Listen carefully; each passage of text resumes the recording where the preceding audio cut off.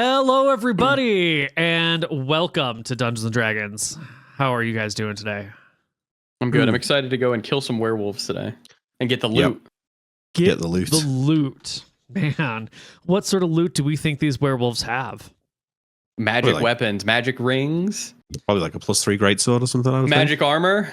I mean, they could have everything. Yeah, they've probably got magic plate. Wow. Wand of invisibility, maybe? Wish scroll. Oh, yeah, they could have a wish scroll. Yeah. Wish ring. Maybe like a floating fortress or something. They could. You know, just hang if they had out a wish inside scroll, their would they cave. have wished themselves to be human again? Well, not everyone Probably can use not. a scroll. You have to be a wizard or a rogue. Yeah. True. Maybe that's how we can make a deal with them. Well, you're not a wizard. How would you use a wish scroll? I'm a rogue. He's a rogue, though. Oh. Would you trust Pigeon to read your wish scroll? Oh. Probably not. I wish Patricia fell in love with me. They'd be Hudson today. Oh, wait. No, here's the end of the campaign, right? He wishes for Patricia to have fallen in love with him, and nothing changes because she's only in love with you. That's pretty good. That's pretty good. Yeah. Either that or the campaign resets to back when he was like hanging out with her in her house when he was wounded. Yeah. And like everything since then gets Hasn't losted. happened. Yeah. And then they fall in love and we have to restart the campaign from that point. The multi-class to fighter 4 levels earlier. So our party is head across the grasslands. Yes. Because we're tired of these fucking werewolves. We're gonna handle them.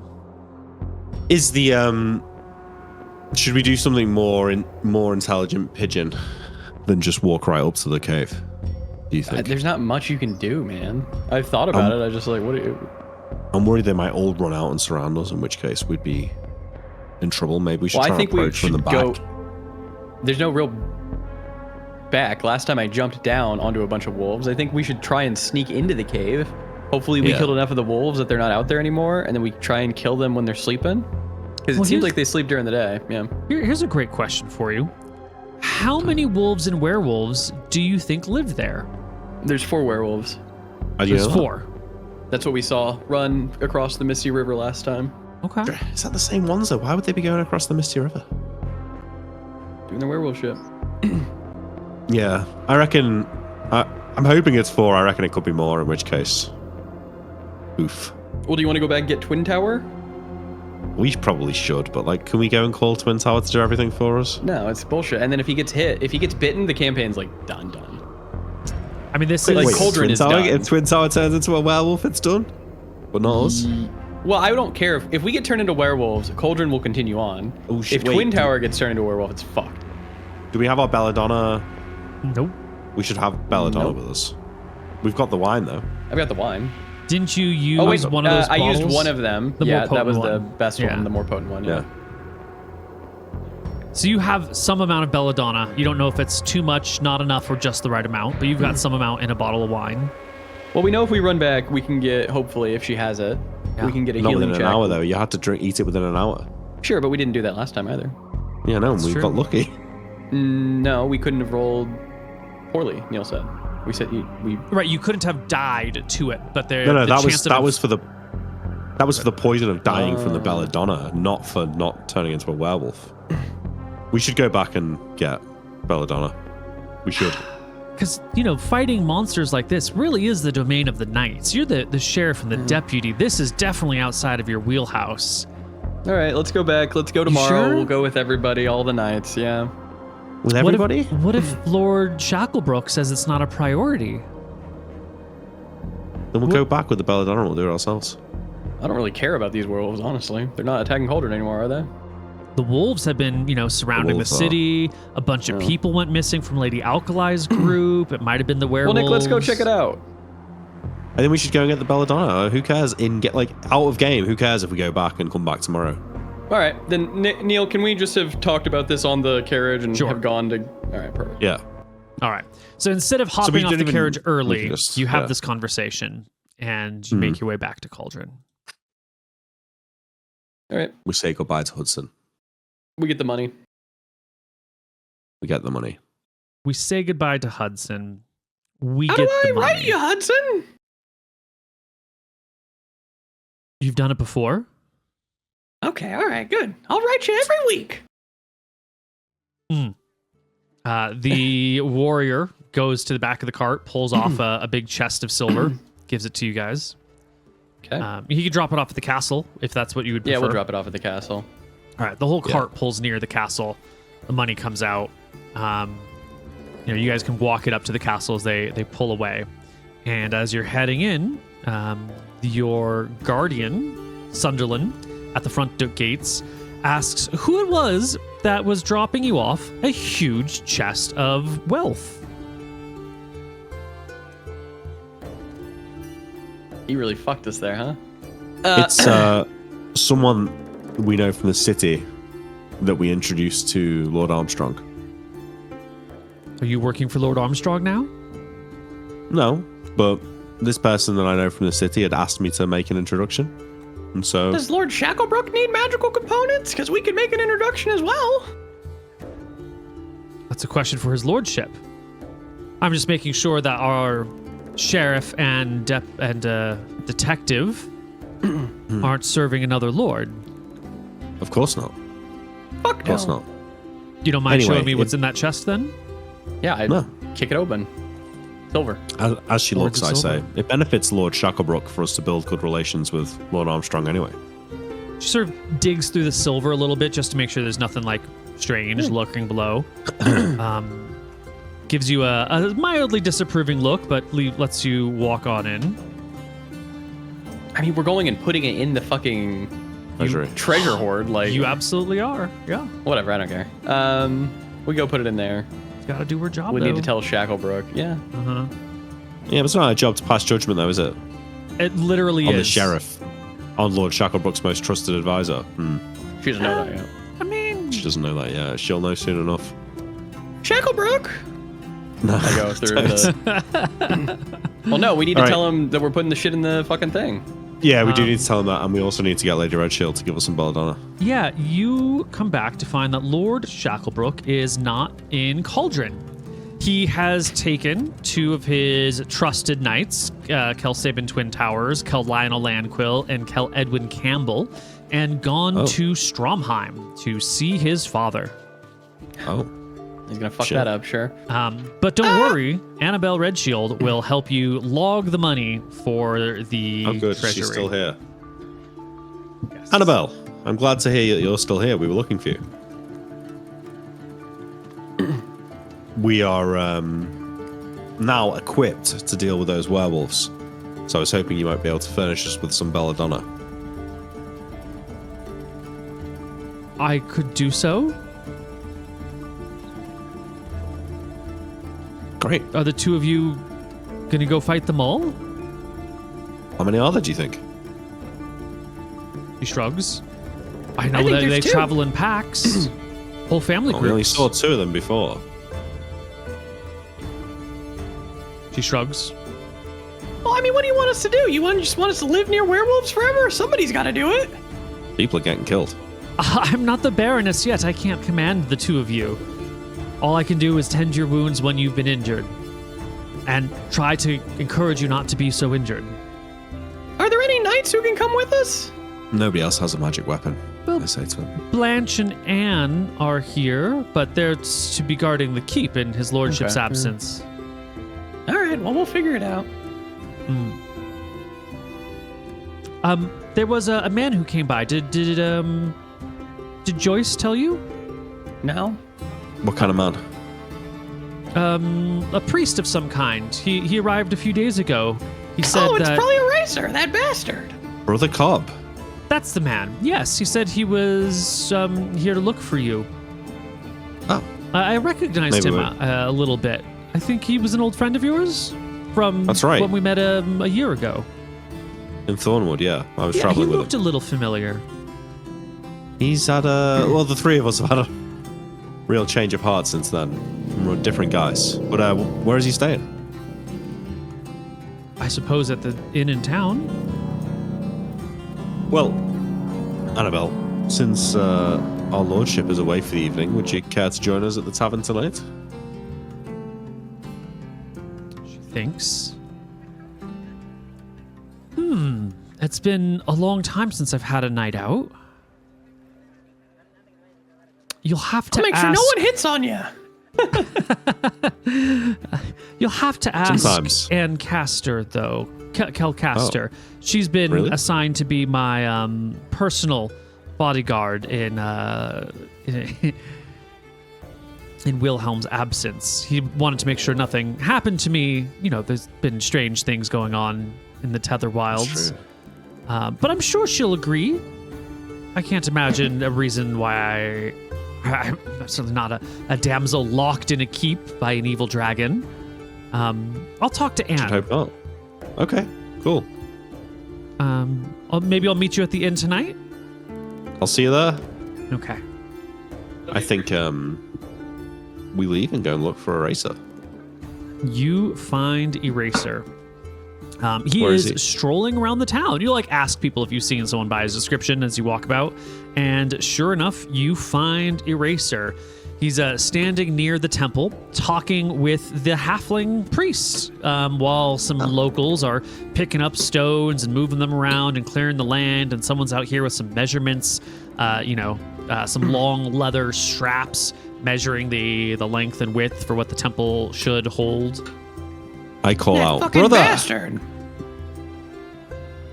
Well, excuse me, he says to the halfling, and he walks over towards the two of you, puts his hands together in front of him, and gives you each a respectful bow. Good to see you, brother Cobb. Brother You gonna pay us Pigeon. back, you fucking thief? Why, thief? I would never. At least not anymore. I got your messages. Good. So is it... I assume that's what you're here for? Did you bring men? Are you going to build a park? We will build a park, yes. Fantastic. I didn't bring any men. I have to first figure out where and what and how and get the layout and everything done, and then the men. You're the expert. Yes. Yeah. I'm gonna want How a is grand park. A grand Lord park. Shacklebrook? Okay. Oh. How is Shacklebrook Senior? I did not see him. I arrived I thought on you Thursday, 2 days ago, and he was gone already. No, I mean his father. Oh. He shrugs. It's a complicated relationship. I guess. Well, Well, you're talking to the right halfling over there. I want the park right around the Temple of Martha. that's right. Our lordship will be to be married there. Okay. Well, that's what I was planning on doing anyway. I feel like every holy place should be surrounded by nature in some capacity.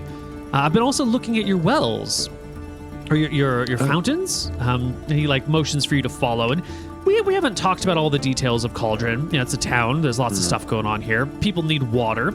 And Cauldron is built near this big geyser, right, which shoots up, where we do the boiling. It's where the Misty River starts. But it's not the only point at which water is like bursting from the ground. It's the point where it's like truly bursting.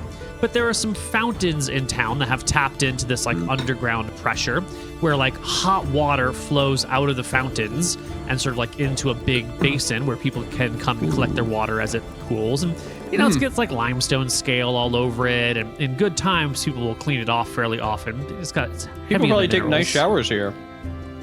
You could. It's Wait, rare hot Lord water. Shacklebrook should cast cantrip to clean the fountains. That's what he should do. Right? Every That would single work day, out. he goes and cantrips the fountains. Not every day, like once a month or something. Go around and cantrip all the fountains, you know? That's not a job for a lord. That's a job you pay some peasant Well, to do. Sure, I guess. Yeah, you pay someone a silver and a silver a day, and their job is just to clean the fountains. Yeah, You can't I guess. waste Well, good we can afford magic that. spells. Ridiculous. Anyway, he comes up to one of these things and points at it. It's like, this is it's fantastic. Decent water pressure, just kind of coming out of the ground over here, spilling everywhere. I was thinking about adding some of these fountains to the park. Yeah. Yeah? Yeah. Yeah, whatever you fucking gotta do to pay us back, you fucking bastard. Ignore Hey. him. He's salty. Yeah. Hey, I am paying you back. You don't You were realize it supposed yet. to be at wizard school. How are you paying us back? Apart from the park, is that what you mean? We're cleansing our souls, guys. All that crime we did, all that murdering we did, all that killing we did. You know, all the ill-gotten gains, we're putting it into a better place. You're here making Cauldron a good spot. I'm making the city a good spot. I'm paying for our souls with our sins, you know? You know, Eraser, you're filling up your own soul. You're not. None of your good deeds go to my soul bucket. That's not how it works. When you abandon, when you spend your ill-gotten gains to improve the city, which is what you're doing by not demanding them back, you're part of it. You know, you might not be doing that, might not be sweating. I didn't think of it like that. But I didn't think of it like that. Yeah, you better clean my fucking soul up, you bastard. He like gets down on one knee and like holds out his hand for your foot. I'll wash your feet, Pigeon. All of this priest stuff is nice, but tell me that you're not off the drink. We need to go out tonight. Good old times. Yeah, tomorrow we're killing werewolves, so we'll probably die. It's taken me a while to get to this place. Don't say it. But I think I'm a better man when I'm not drinking. There's a line, Eraser, and you've crossed it this time. Oh, I mean, it's not like I never, you know, at a wedding, at an appropriate event. Like, sure, I'll come out and have a beer with you. But, like, you know, it's going to be a beer. Right? We're going out with the future Baroness tonight. You know, you should be there. That Lady Redshield chick? Yeah. You remember her? I thought she looked familiar, and the people around town were talking about her. I've been talking with the locals, and I was like, isn't that the chick from the circus? It is, yeah. She's a noble. She cleans up nice. Girl is yeah, fine. Oh, well, don't get any ideas. I'd hate to see you up there. You're... Whoa.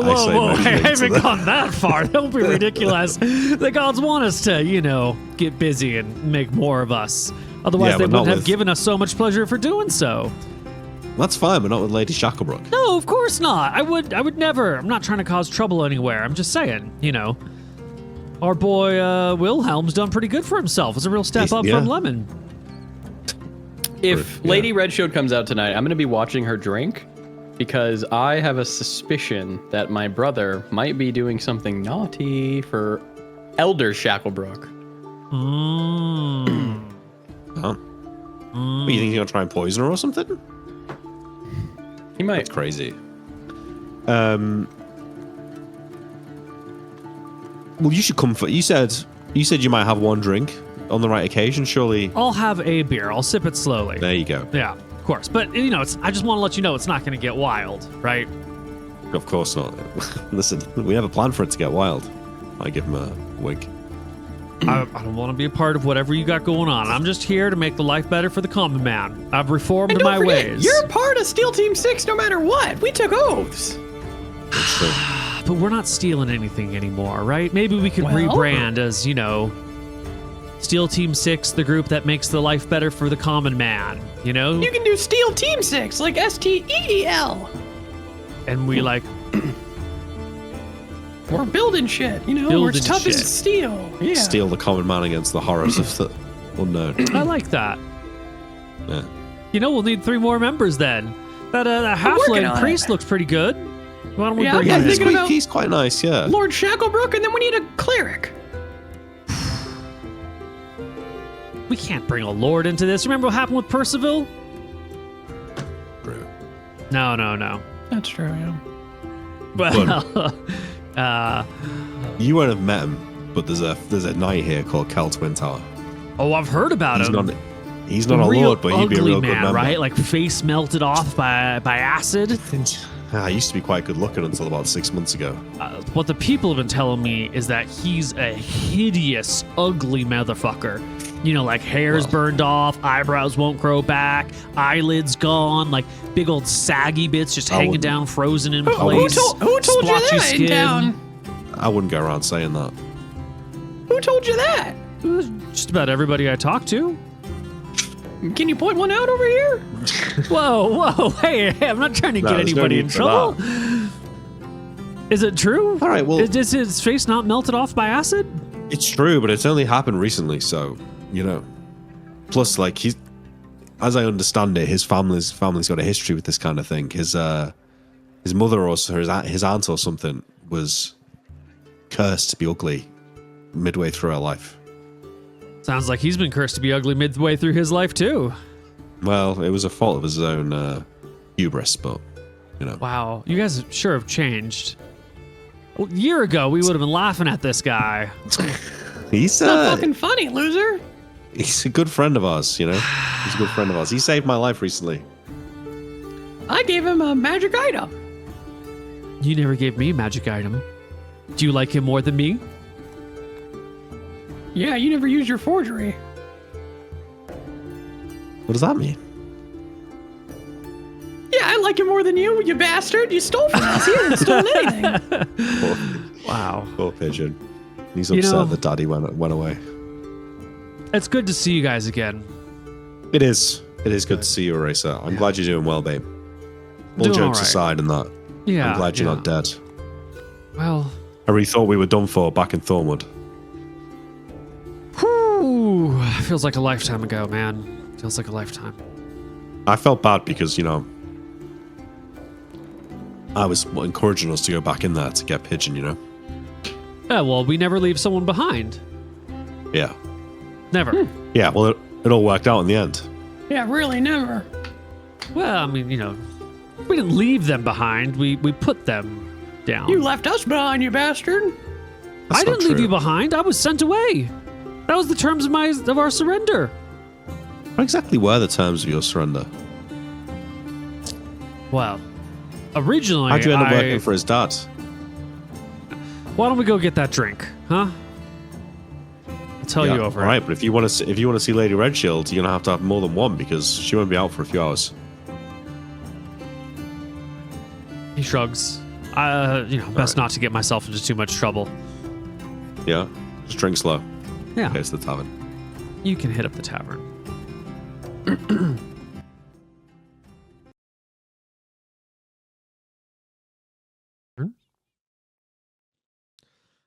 Right. It is Saturday late afternoon in July. So nice warm day. Sun is beginning to go down in the west. People have been out working, but now it's getting kind of late. The tavern is sort of filling up. There's a couple of people here already pretty deep in their cups. A passing minstrel hangs out in the tavern playing some music as he's traveling around. The three of you can sit down at a table. Drinks will be brought to you, and Racer will take one drink and say, all right. So we're sitting in the dungeons, right? We're looking down our future, not sure what's going to happen. I get pulled out of the dungeons. You guys get pulled out of the dungeons. When I get pulled out, I'm met with the two Shacklebrook men, and they're asking me questions. What good am I? What value do I have? What good are you guys? Who's the smartest of the group? They're quizzing me because they knew, we're equals, but you all looked up to me back then, and they knew that.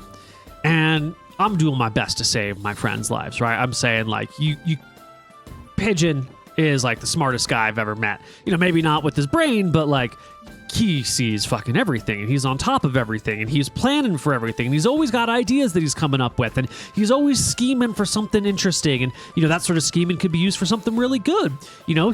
Hey, Lord Shacklebrook, don't you need a sheriff and a detective? Pigeon is the greatest detective in the world. He can get past anything, and nothing gets past him, right? So I'm talking you up like hot stuff over there, Pigeon. And then they're like, well, what about Luther? What about that guy? I'm like, well, he's big, he's imposing, he's got a mean face, but he's also like in touch with people. Not like in touch with people, not like, but he's on top of it. Like he sees the bigger picture of how things are supposed to be. And he doesn't have like the same nothing gets past him that Pigeon does, but like he's a proper leader, in his own right, with the right level of encouragement.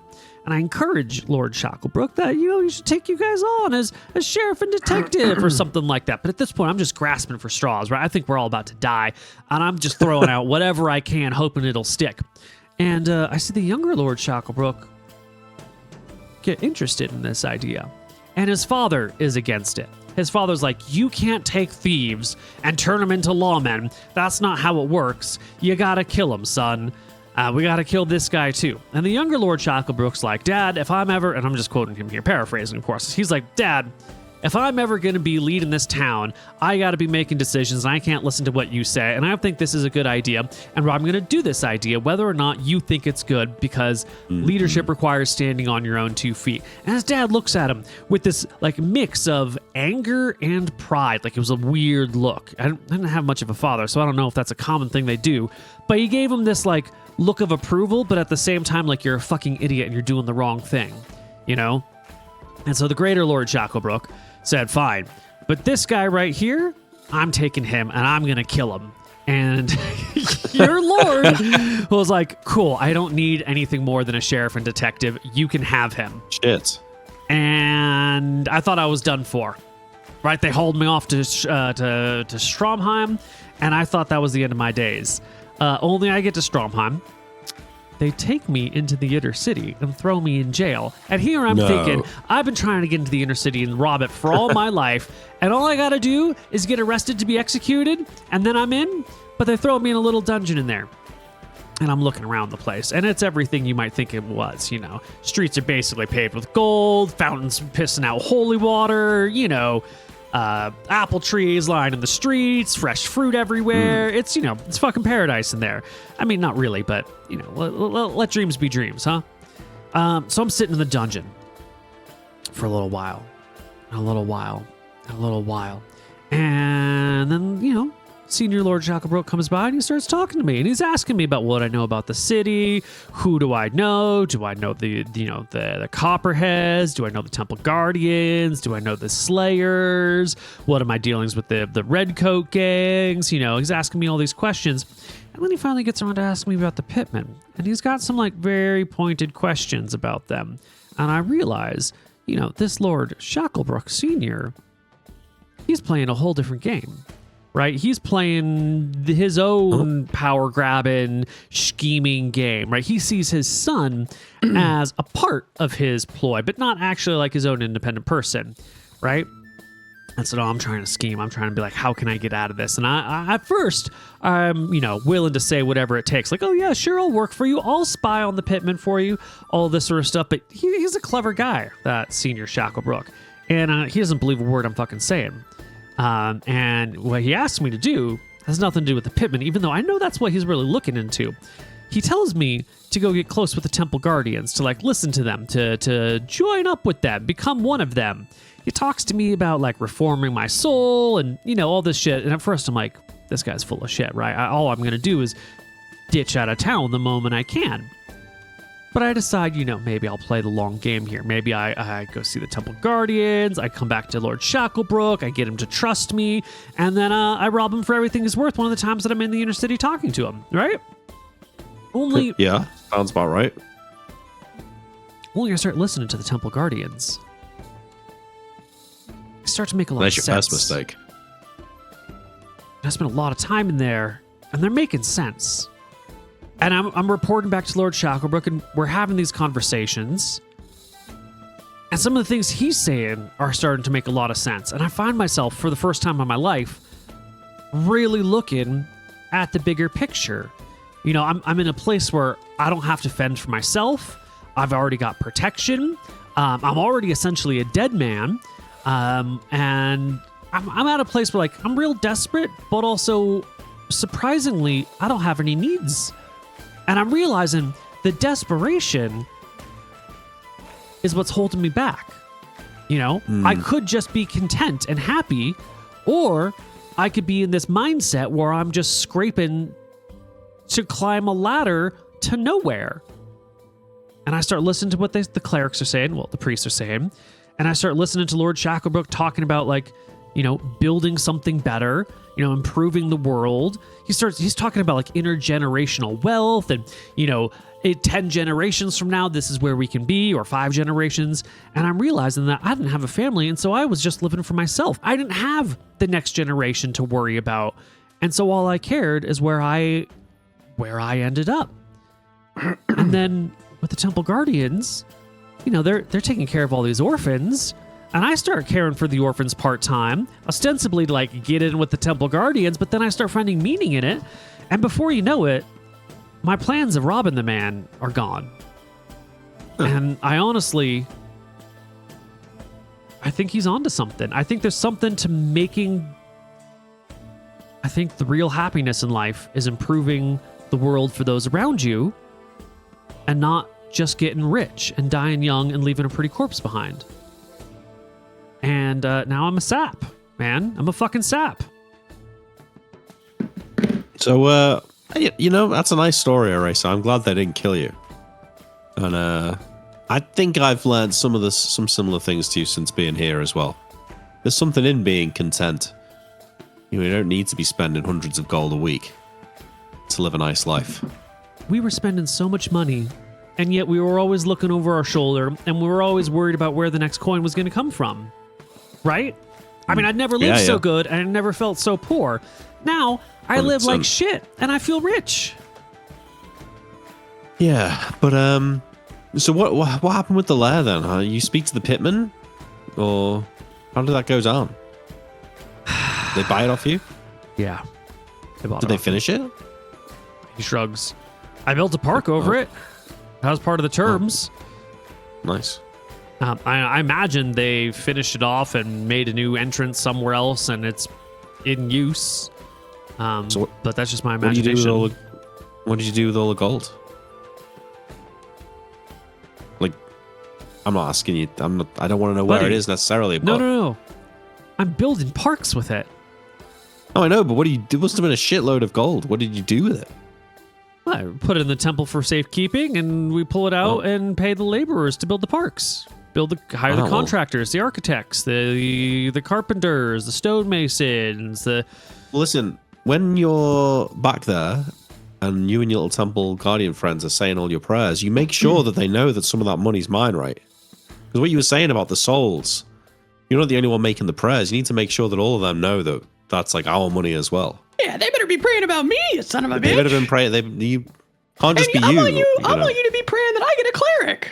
And in fact, I think there should be like a plaque on a tree every now and then in a park saying, yeah, put my name in a fucking tree on a bench. This tree was planted by money that Luther and Pigeon got by killing old lady Harris and her husband. You can call it like the Luther and Pigeon Park Fund or something like that. Yeah? Well, actually, a lot of the money came from selling that gem we stole from what were they called? The red coats. That's right, where the money really came from. We got that before we met you.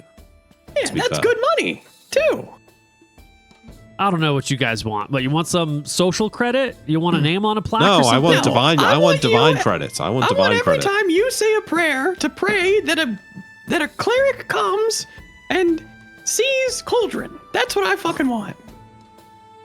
He looks you square in the eyes, reaches out his hand, and says, "I will pray for you, and that you find a cleric to come and help Cauldron. I'll pray for it every single night."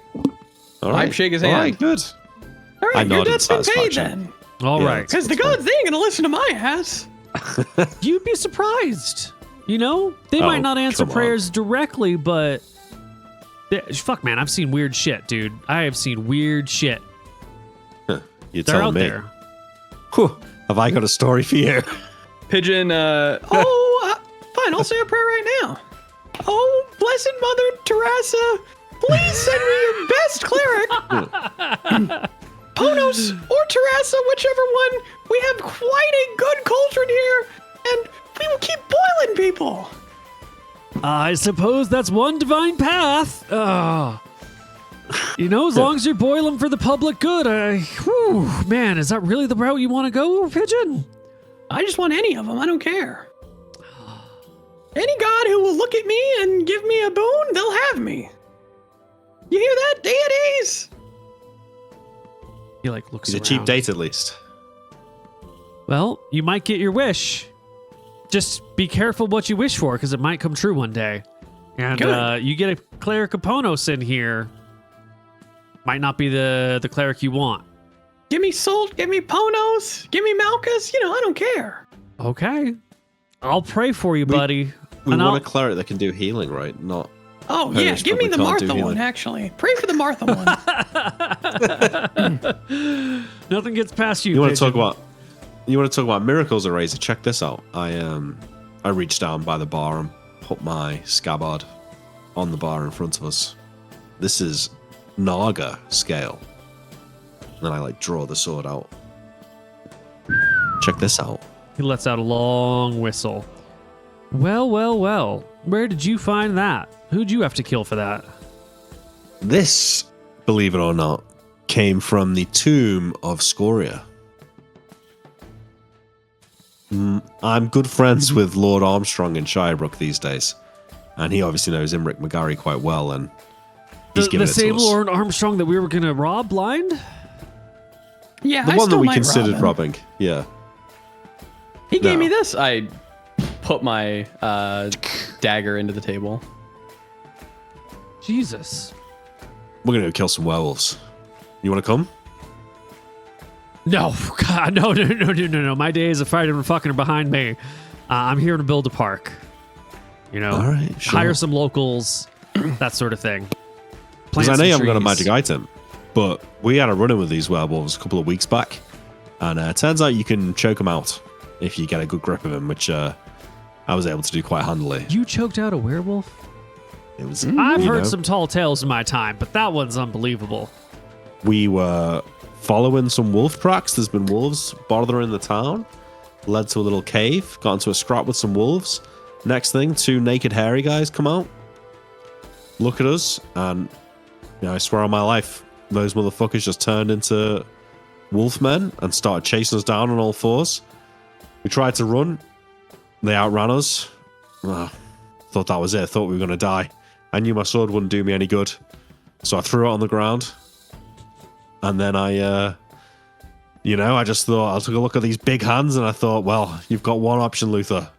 Grabbed him by the scruff of his neck, flipped that bitch around and choked the life out of him. Worked. Whew, man. Pretty crazy. But this'll cut right through him like butter. Well, we'll see you around town, Eraser. We got shit to do. Fuck Well, you. we're drinking tonight. Oh, I'm not At least- drinking with this bastard. What? What are you talking I about? thought Of we were course you good. are. I'll drink with him after I get my cleric. I thought we said we were good and my debts were paid to you. Yeah, after I get my cleric. Pigeon gets up and goes away. Probably to the other table. Ignore him.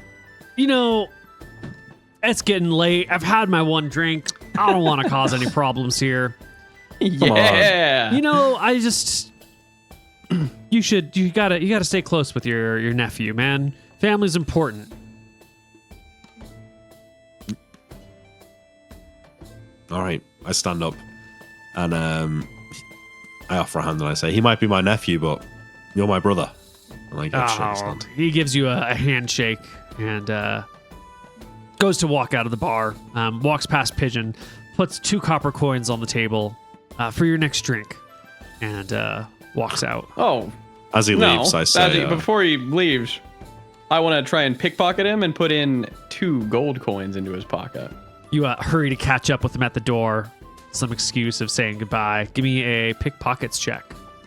Natural 20 versus technically his perception, which is not good enough. Yes, you slip some gold coins into his pocket. He leaves thinking he's paid you. In reality, you've paid him. I paid him. oh yeah, wait, as he's leaving, I want to call out to him. Eraser, how long are you in town? I was just waiting to see you guys, and then I'm going to take off tomorrow. All right, well, travel safe. I'll see you soon. And he leaves. And, 20 minutes later. Okay. Wait, I go over to the table where Pigeon is sitting. Sit down. I turn the chair around and I sit on the chair backwards like a hard ass. I say, Pigeon, there's no need for that. What's he done to you? He abandoned us. You know, he had no choice. You heard the guy's story. They were going to kill him. You always got a choice. He He could have left the Temple Guardians. He could have left Strawheim at any time. I know you miss him, Pigeon, but this isn't the way. You'll drive him further away like this. Well, I'll be friends with him after he gets me my cleric. He can talk to the gods. He's not going to be able to do that, is he?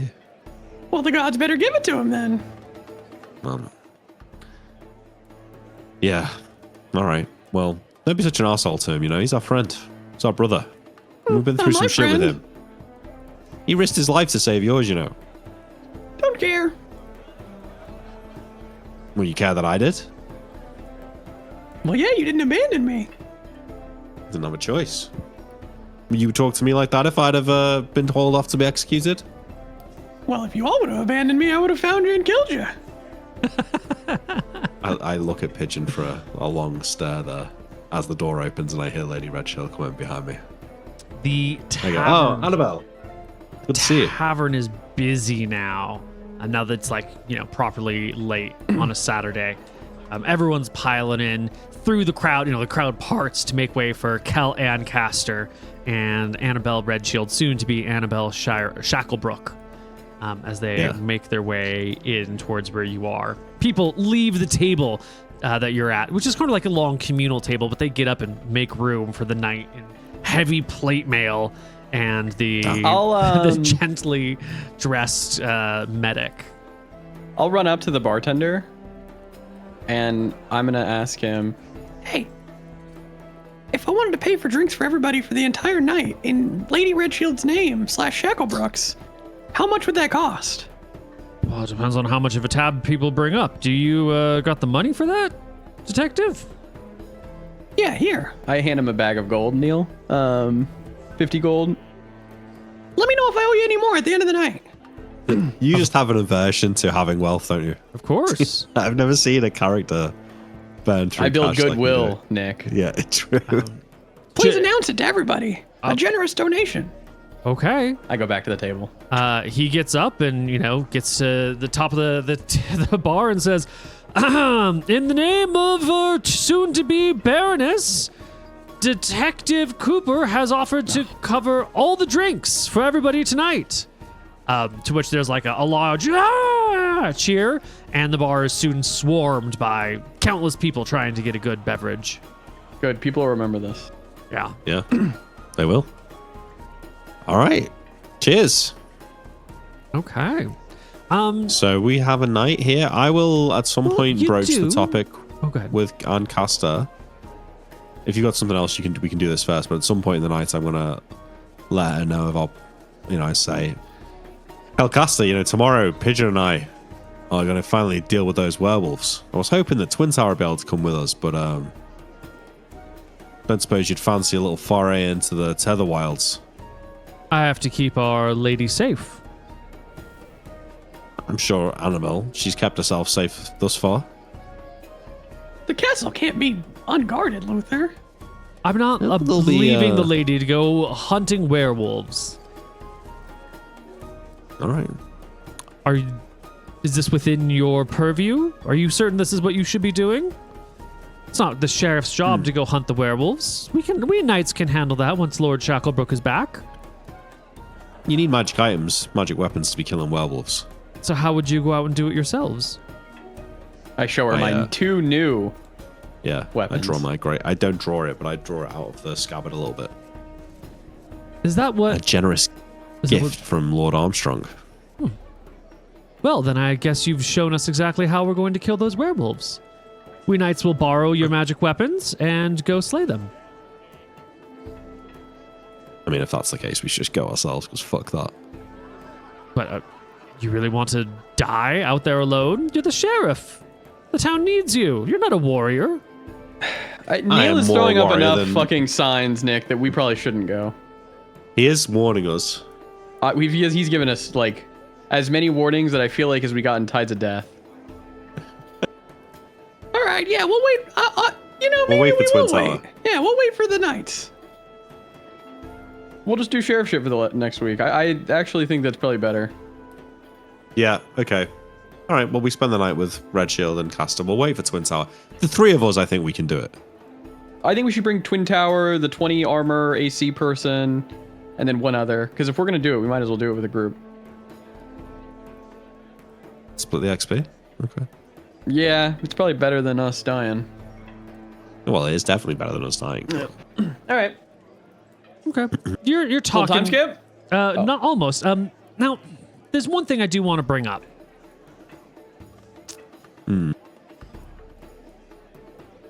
you've been in this keep for a long time. You know, you've been in the employ of Lord Shacklebook for a while, and it's been how many months since we started this section of the campaign? I think you started it in February, in February, and now it's the day before August, right? So you've been here a long time.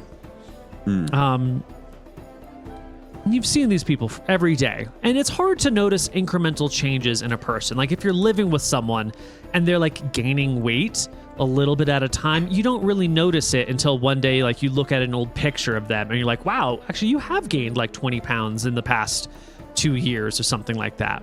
You know, these small changes you don't notice. But something that Eraser said sort of like shakes something in your mind.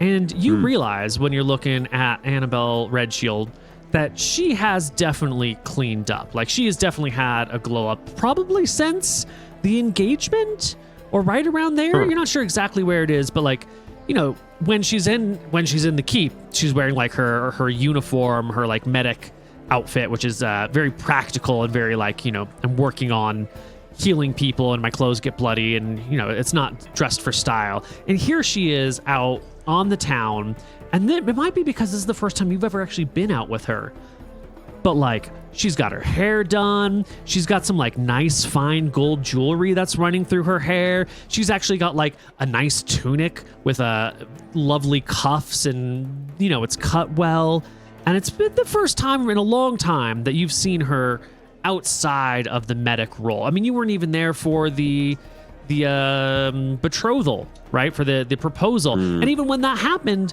like you came in afterwards, but that was just like randomly out of the blue. For the first time in a long time, you're realizing that Annabelle Redshield, you know, she is something pretty.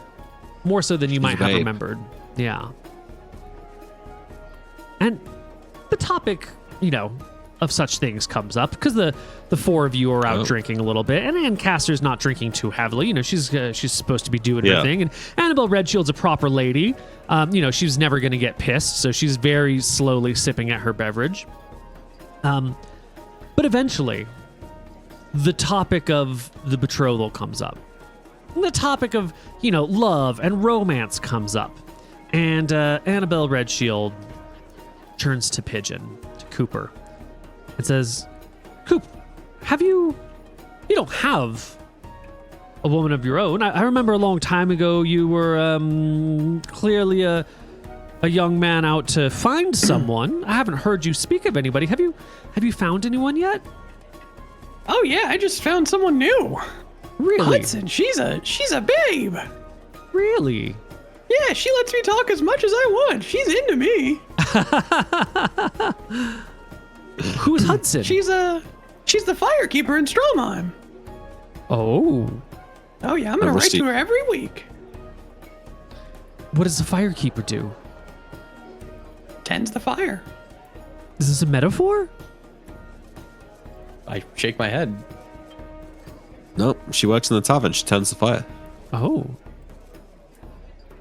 But, you know, we had one trip with her, Pigeon. You really think that she's, like, into you? Oh, yeah. You should have seen it. Every time I was in the back of the carriage talking to her, she would just stare at me. I guess, yeah. Well, you know, I've been suspicious of Pigeon's abilities in the past, but he always proves me wrong. Something about those that face of his that really gets the ladies going, it seems. Annabelle nudges Ancaster and motions at Pigeon, and she scoffs a little bit. And then Annabelle says, well, what about you, Anne? You've a young woman, powerful warrior, good family. Surely you've got some sort of admirer going on, or someone that you admire. And Anne like takes a heavy swig off of her beer and says, no. I'm dedicated to my duties right now. Family can come later. Although, well, as long as it's just us. And then she looks at Luther suspiciously and seems to ignore it for a moment. I give her a disarming smile. Have you had to deal with fending off Sabin's advances yet, Annabelle? Annabelle looks curiously. And Castor says, "Ooh, I think he's made a move on every female knight in the keep at some point or another. It's my misfortune that he didn't come my way until after he had been drenched with acid.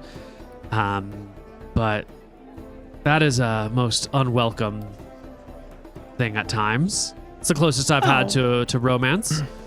And Annabelle shakes her head like, "No, I've never.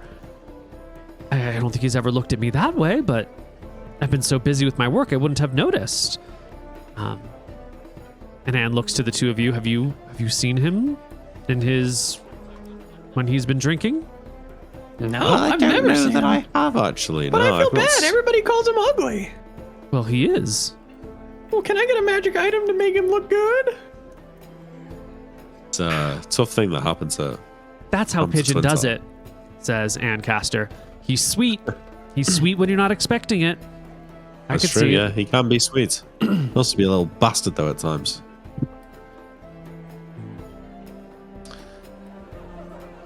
So you haven't seen Kel Twin Towers in his In his lust? No. Wow. No. I've seen him in his rage, but that's it. It doesn't surprise me though that he's a man of heavy passions. What do you mean? Well, you know, likes to drink, likes to fight, likes to lust. Doesn't surprise me. Many men like that. I suppose. Yeah. Miss Redshield, you can read, right? I can. Do you know any noble people that you could send a mail to? Because I want to make Twin Tower look good again. I you give her mean- the story of how everybody in the town is talking about how he's hideous and ugly now. And you want to find him a wife or something? Oh, a magic item to look good, to find one. Oh, literally like a potion of beauty or something. Yeah. I wouldn't even begin to know where to find something like that. Oh, I know who to ask. I'd probably like pull a piece of paper out and I'll start writing. I read a letter at this table It's a lot to of the old Armstrong. lady Oh. in The old lady? to the old lady who acts young. Right. Oh. You mean What's her Barbara name? Ann? Barbara Ann. Oh. I write a letter to Barbara Ann and say, I'm looking for a potion. I kind of explain the situation and say, I'm looking for like a potion of beauty. I live in Cauldron. If you send a messenger, they can come and get whatever your price is. Just write me back. Da-da-da-da. Okay. Okay, And done. I'll pay a messenger, I don't know, a gold? That's what the price is? Yep, that's a gold. That'll do Yeah, I it. paid him. Done. Okay. Well, I think that was all that I wanted to get to. If there's nothing else, then we can call it a night and we can wait for Lord Shacklebrook to come back, or the two of you can run off and go fight some werewolves on your own Well- and take all the treasure and all the experience for yourselves. As we're sitting there at the table with that Lady Redshield and I'm looking at her and I'm realizing that I'm charmed by her beauty. Yeah? I start to, as a test, Neil, as a test, I imagine to myself arresting her and putting her in the prison. Just imagine it. Okay, I just, what would it be like? What would happen? How would I do it? Yeah? I just imagine it. Do I feel fine imagining that? Do you feel fine imagining... I'm trying to work out if I'm charmed. if she's charmed me, then I'm probably not going to be able to imagine a scenario where I hurt her. God. Sorry, that's But if you were Yeah. charmed, Test. would you even think of that? Exactly, so maybe it's fine. Yeah, You know, but well, I just give wanna me, make sure I'm give not me a saving charmed. throw versus spell. Yeah. I don't know what the saving throw is for, but I'll roll it. Well, if you're charmed, right? Oh, you fail, man. No, I think you think of arresting her, and you're like, this is probably a bad idea. If I arrest her, her fiance is probably gonna boil me alive. I think arresting her is the worst idea I've ever had. He just boiled his longtime friend and advisor. Yeah. I think if I arrest her, whatever little start to fantasies panic. that I have about her being a vampire or something are going to get me killed. I think I might actually be endangering myself by indulging these ridiculous notions. Fuck. So it's confirmed. I am charmed. It is so confirmed, buddy. You are No. you are charmed by the logic of self-preservation. I look out the window. Was it light outside when she walked to the tavern? Or the sunset? It wasn't. She What a came late. surprise. It was busy.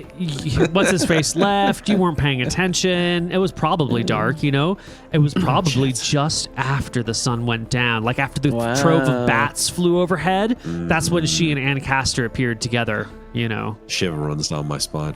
Yeah. Here's the real. No, never mind. No, it's too fun. Don't give him. Let the it real. keep going. Yeah, why not? It's fun.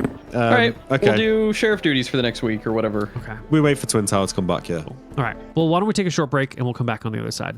Hello, everybody, and welcome back to Hardly Heroes. So, we're waiting for Lord Shacklebrook to get back. It's a couple days. Stromheim, Yeah, it's 1, 2, 3, 4, 5, 6 days until he returns. A week.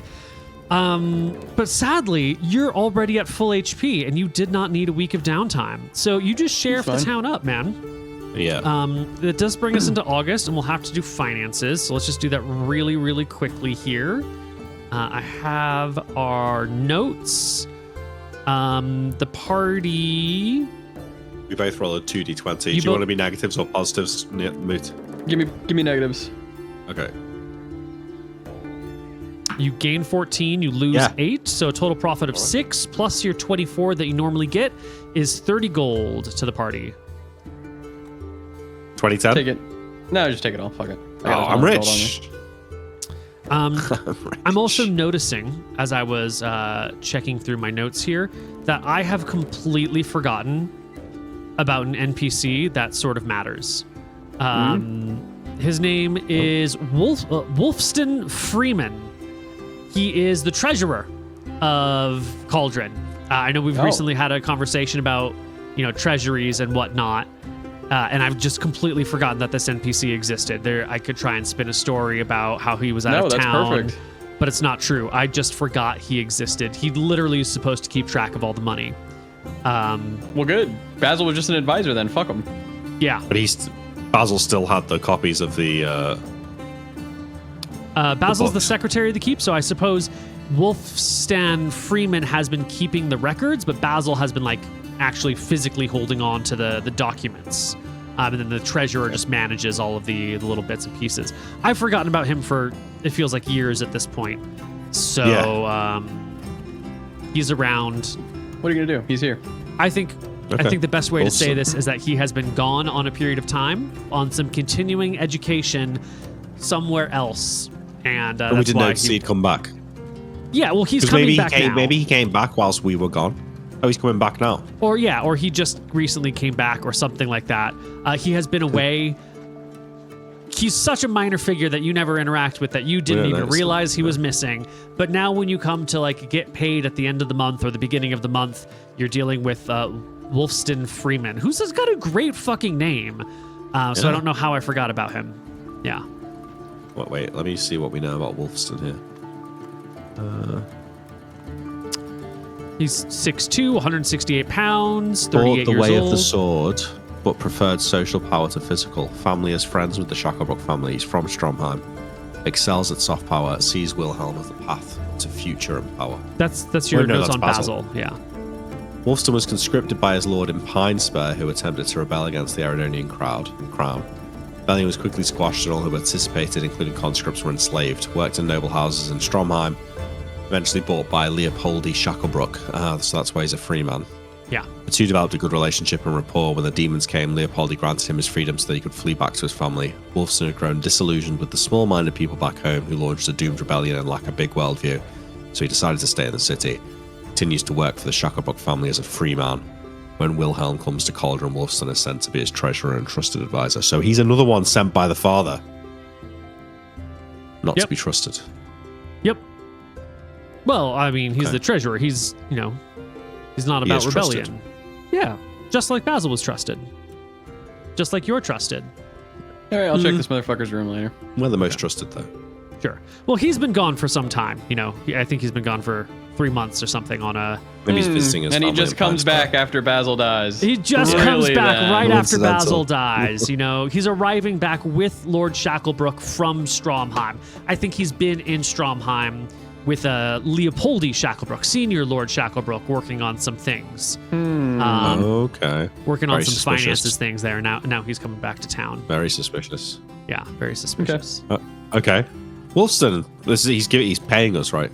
I guess he's coming back after Shacklebrook comes back. So yeah, Shacklebrook comes back. Everyone says hello. You meet him at the keep. He's tired from his travels. His knights are with him.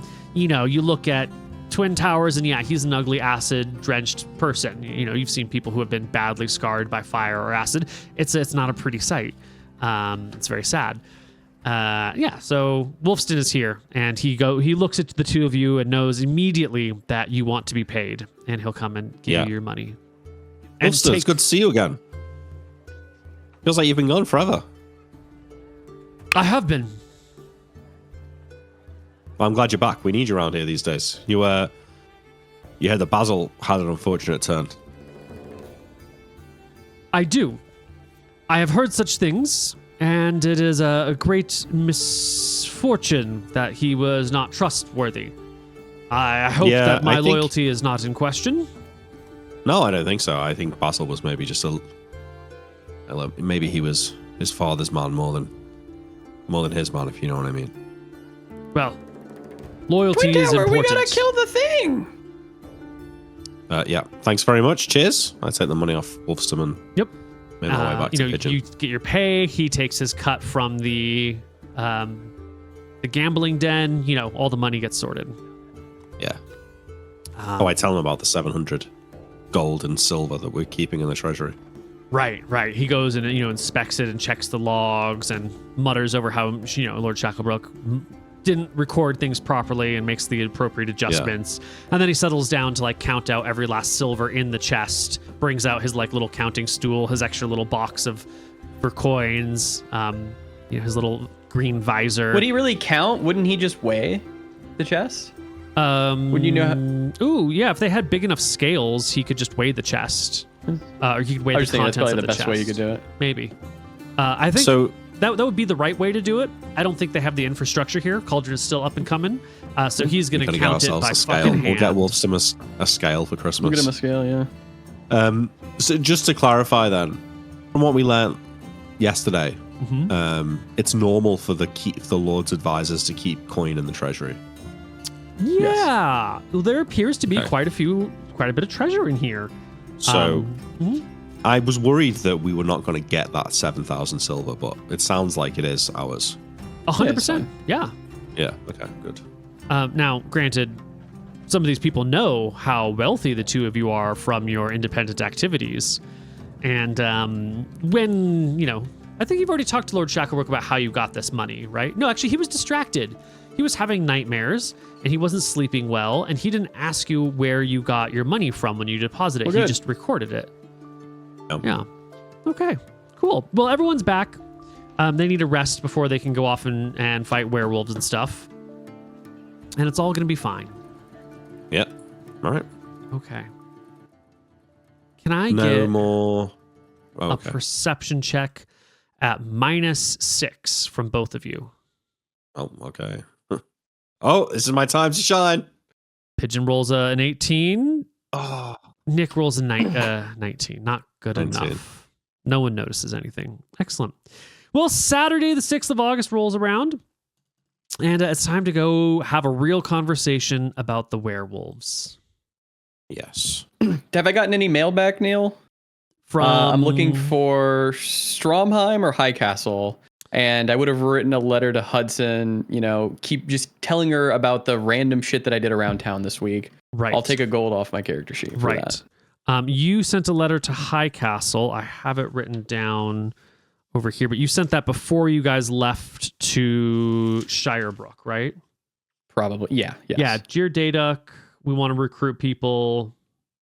4 men. Here's our salary. Right. And that takes, let me just do some quick math on how long it takes to get there. Wait, how much gold do you actually have? Could you give me 500 gold? In gems, easily. Do you think it's worth me buying a breastplate for +2 AC? Yeah. Well, he is, right?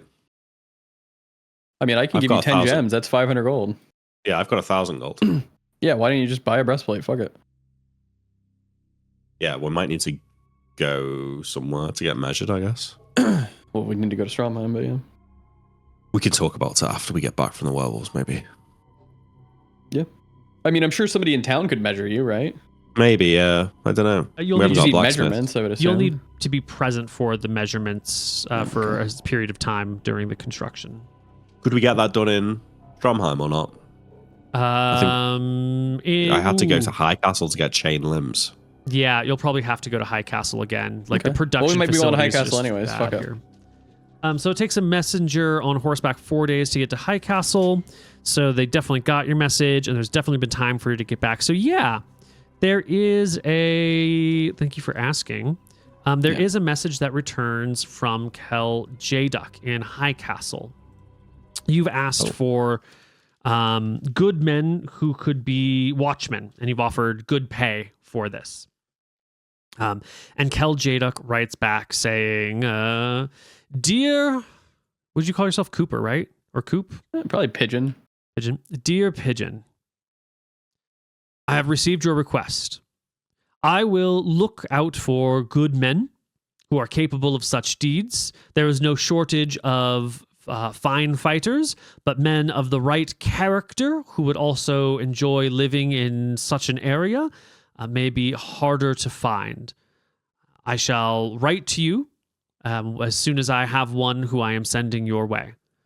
Cool. With respect, Kel Jduck." And then I'll I let need you you to know roll first. me.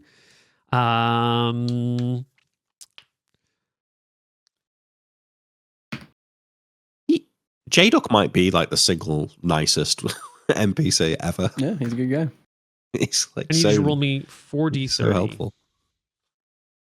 What do I want, high or low? You want low. Oh, We got a 1. Okay. 1, 18, 15. How long it takes to find the 4 guys? How long it takes to find the 4 guys. So Hugh received this message on, I want to say you get this message on Tuesday, the 2nd of August. Tuesday, isn't it? Excuse me.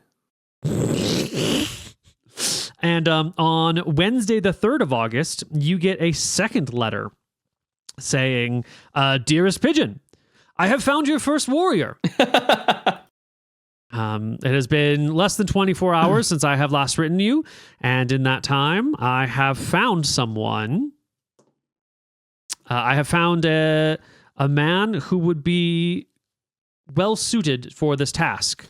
I have given him all of the requirements that you have suggested and told him the range of pay, and he has said that he will go to Cauldron himself to seek Sweet. an interview Neil? in person." Let me roll his stats. Let's roll his stats. Come on, we never get to roll stats anymore. Because we might need to know his we've been stats if playing he gets forever. attacked on the road anyway, so we're better to roll it now.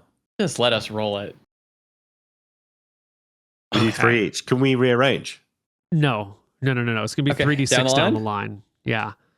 All right, Wait, fuck but it. can we re-roll if he's got less than 10 strength or not? You can reroll if he has less than 10 strength. You must reroll if he has higher than 16 strength. No. No. Then no Absolutely. reroll. No, Come re-roll. on. Let us have a, you let can't us just have roll a 3d6 random down the fighter with line. 18 strength. Random 17 or 18 strength watchman in the town. If you've got 17 or Okay, 18 strength, okay, you're how about destined for this? something better. How about if he gets a good strength roll, we can move it somewhere else. Okay. Yes. Okay. It can be Okay, moved somewhere else, perfect. but he can't 18 have bucks. super exceptional That's stats fine. because he wouldn't then be random watchman number 7. Well, who knows? All right. Oh, but 3d6? hang on. But the guy with 9 ins is Berenza, the legendary wizard. That's right. That's because Nick, he's roll not a 3d6. random. It's fine. It's fine. We're not going to get good stats anyways. Fuck Who's it. We're rolling doing the 3 each. Do you want to who's do 3 doing each? top or I'll do the bottom? mental, and you do the physical. Sure. Okay, so Moon, you're doing do strength mental dex first. con. I'll Okay. do strength dex con. Nick, you're doing int wiz charisma in that order, 3d6. This is so exciting. Do you want to go first, Nick, or me? Okay. No, you're going first. 10. That's strength. 10 strength. 14 dex. Okay. 15 Okay. con. That's not bad. That's good. That's actually real That's good. I good. love those Okay. stats. Is it int first? Int, It's whiz, int, charisma. whiz, charisma, and then we need Okay. perception. Oh yeah. Int. Okay. 15. Oh my god. This is the And danger. willpower? 11. Okay. Charisma. 5. Okay. Oh, perfect. And then and perception then- as well. I'll roll 3d6 for All right, let's do it. Okay, you do perception. 14. Let's go. That Alright, is a that's good pretty good. character. This guy's better Yeah. than any character in the party. Well, Hey, I've I got mean, 16 strength. I got 17 dex. You know. Sure, but Yeah. he's got Good guy. 2 15s, 2 14s. Yeah, He's welcome to pretty the good, yeah. club. But 10? 5 charisma. Yeah, that's true. Which is great because then he'll never Yeah. surpass you as Watchman. Yeah, it's ideal. This is the perfect guy. 10, 14, Maybe he 15, uses, 15, 11, 5, 4 for stats. Yeah, he might have been something great, but he's just either an asshole or he's too meek to like do anything. You know, like to be a leader. Yeah. Yeah.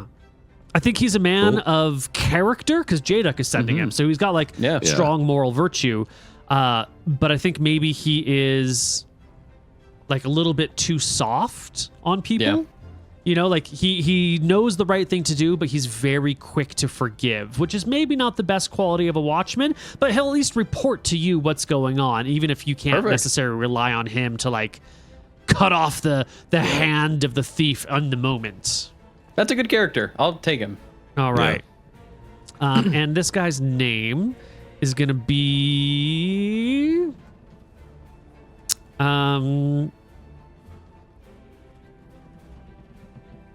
Senex. Cool. Sanex. Senex. Senex.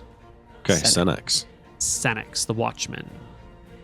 All right. And he has 15 con, so he gets a +1 to his HP roll. Let me just take a me quick roll that. look over here at what Watchmen roll for HP. I think that's probably just a flat D8. Like D10, right? He's not a fighter. Police, constabulary, yeah. Gentry, mercenary, yeah. Give me a D8 +1. You cannot roll lower than a 4 on the D8. He has to have at least 4 from the D8. You gonna roll it, Nick, or me? You roll it. You've got this. All right. Try Okay, again. reroll. Whoops. No. Whoops. Wrong die roll. We're panicking. We're panicking. Oh, Let's 9 go. hit points. Let's go. Oh, What a my guy God. we've 26 just rolled Yeah. here. Senex, the mighty. Okay, and his age, he's going to be somewhere between 25 and I'll roll 35. this. So roll me a D10 plus 25. Okay.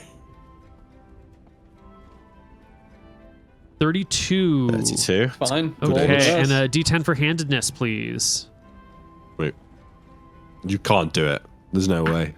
3 right-handed. Okay, speed 12. Level 1 watchman.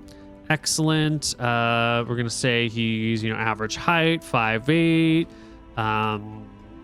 Sort of slender-ish, 145. Like very Does he come with armor or lean no? guy. He's being sent by Kel Jaduk. He's got decent stats. Decent everything. I'm going to say normally fighters roll 5d4 times 10 for GP. He's not a normal fighter, any of those means. Yep. So roll me 2d4 and I'll gear him up with that stuff. D4 times 10 GP. Not bad. 50.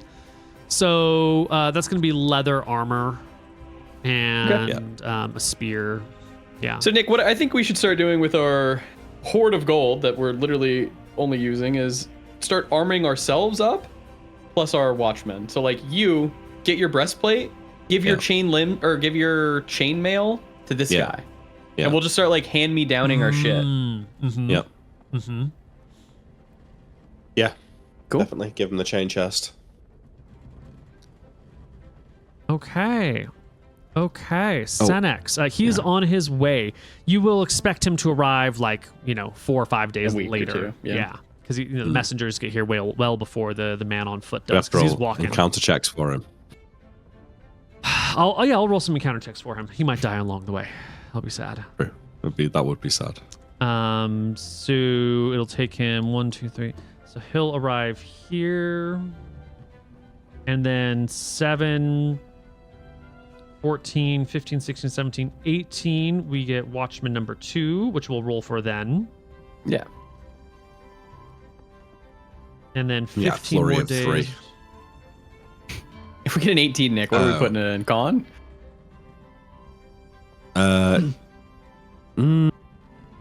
Perception. I mean, it's Watchman. better in- Come on, man. Oh, perception. Oh, Yeah, perception. that's a good 100%. Yeah. That's true. It's good that he's got 14 perception. That's Yeah, no, That's this nice. guy, he's better than any of our Tombs of Scoria characters. yeah, for sure. By a mile. All right. You go to court. You're going to talk to Shacklebrook and all these guys. The werewolves are a problem.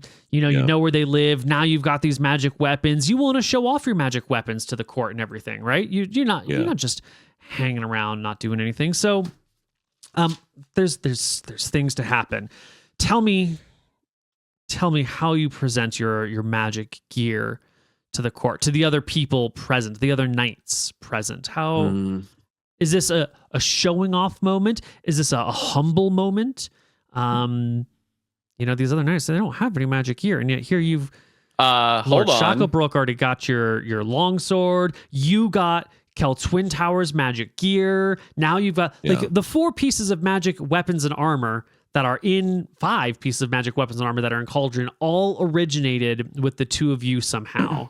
That's right. Are you concerned that the other knights might be feeling uncomfortable or jealous?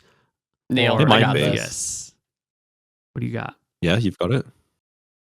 Yeah, I'll give the scimitar to the scimitar user, What? Wait, what? and I'll keep the dagger. You're gonna give away the magic weapon you just got? Yeah, Neil, I'm trying to make the town good. I understand Nick's got 1 magic weapon. I don't need 2. I will at court today present the scimitar to the lady. I think it was Kel Blanche Bell, who offered me her scimitar for use, and I will give her a magic scimitar. My mouth is agape as this happens. You're in the court. You're going up to Shacklebrook. All the knights are present. It's the grand meeting that everyone should be at when they come back together. Yeah. Shacklebrook's talking about his journey to Stromheim. He was talking with his father about, family legacy and what's going on in the city and what's happening in the south and the issues with Lady Alkali. And then they turn to you guys. You were supposed to go to Shirebrook. You were going to be given gifts. What is it? And you say, Well, I was given 2 gifts, but I'm going to be giving a gift myself. I got this dagger, which I'm going to keep, if that's okay, Mr. Shacklebrook, and, I'll pull from my side 2 scimitars. I'm going to pull Blanche's scimitar that she loaned me, and I'm also going to pull the magic scimitar from Shirebrook, and I'm going to say, thank you, Miss Blanche, for loaning me your scimitar, so I'm going to give you this one back, and I'm also going to give you this one. It's a magic scimitar from Lord Armstrong. the Lord in Shirebrook, You just, Keep Shacklebrook safe with it. you just casually drop this magical scimitar in her lap, metaphorically speaking. Yeah. And she looks at it. And she looks at you. And then she looks at Lord Shacklebrook, and she looks back at you and says, Cooper, are you certain? Oh yeah, I'm trying to get all of your magic items to make this town good. That's why I gave Twin Tower the thing he's wearing. She looks at Twin Tower in his, magic armor that he's definitely wearing all the time. I don't know what to say. You don't need to say anything. Thanks for loaning me your scimitar. This is a great gift. Pigeon just kind of, goes It's back to awkward. near Luther. Yeah. She stands there dumbfounded as Lord Shacklebrook smiles approvingly. You can feel like the warmth of his affection and approval for you wash over you, like the father you never had. This man, he thinks you're doing all right. Good work, Pigeon. I take a step forward and I say, yeah, our trip to Shirebrook was successful. Pigeon had that dagger and the scimitar, and Lord Armstrong gave me this. And I lay the the sword on a table? If there's a table, Neil, or maybe There just is. like Yeah. I lay it on the table. How Lionel like, Landquill looks at the magic greatsword with hunger. Yeah, and then draw the blade slightly out of the sheath, and say, the sheath apparently is made from naga scales. And this is quite fortuitous timing, I say, grabbing the sheath and putting the sword back in and putting it back on my belt. You see Lionel's heart drop. We know the location of those werewolves. I thought Sabin, Pigeon, and I might go and deal with them. Maybe, Calbell, you could come with us. Lord Shacklebrook puts his hands up. The werewolves ought to be dealt with. And now, with 3 magic weapons, they can be. But I have another task for the 2 of you. Something more suited to your skills. Sheriff Luther, would you be opposed to letting Kel Lanquill borrow your greatsword to deal with the werewolves? I'd rather deal with them myself, my lord. I've already had one elbow run-in you. with them. I understand, but I need you and Cooper to go to Tassel. I need you to talk with Kel Teetle. I need you to convince him to join our side. He owed his fealty to the late Lady Alkali.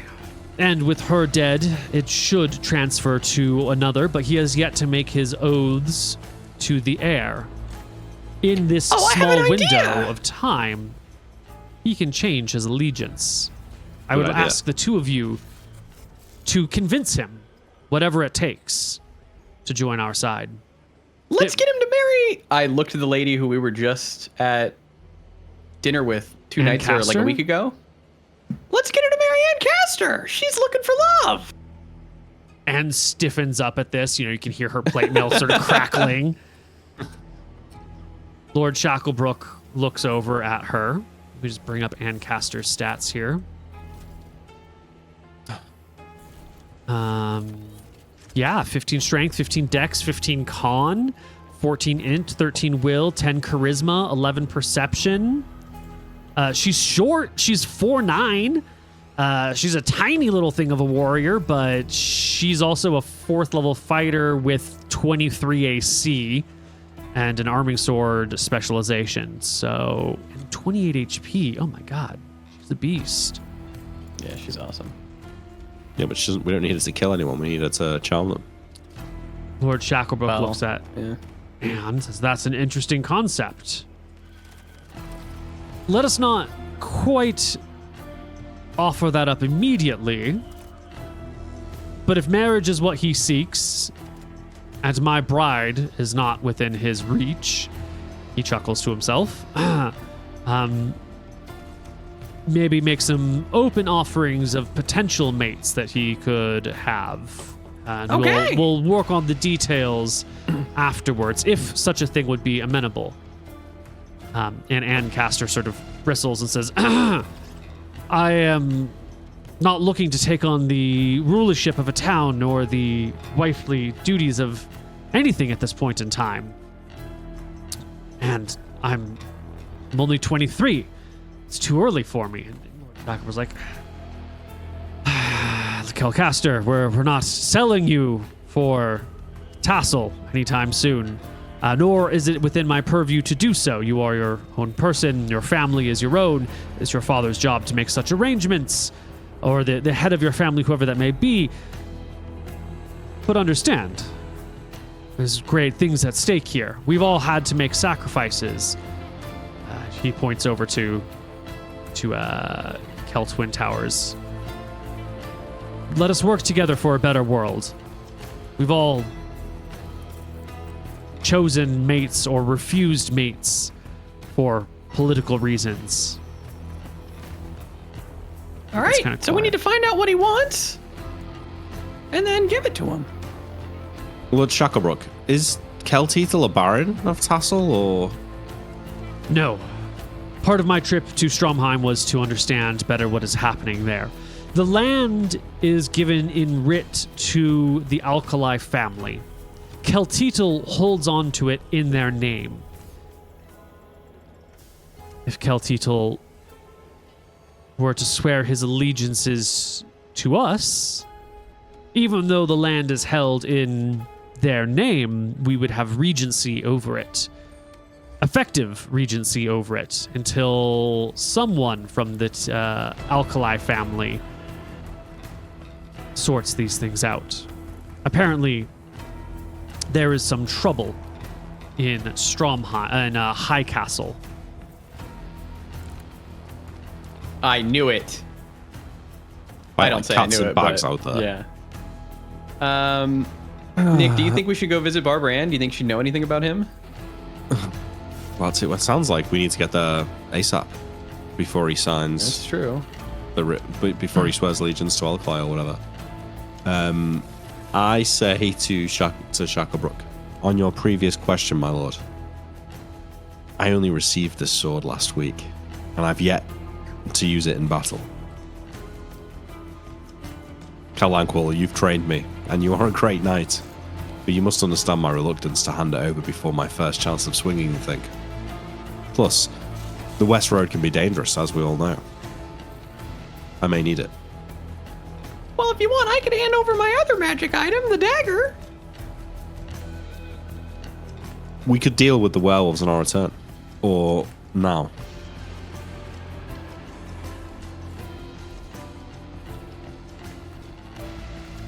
It saddens me to hear you say this, Luther.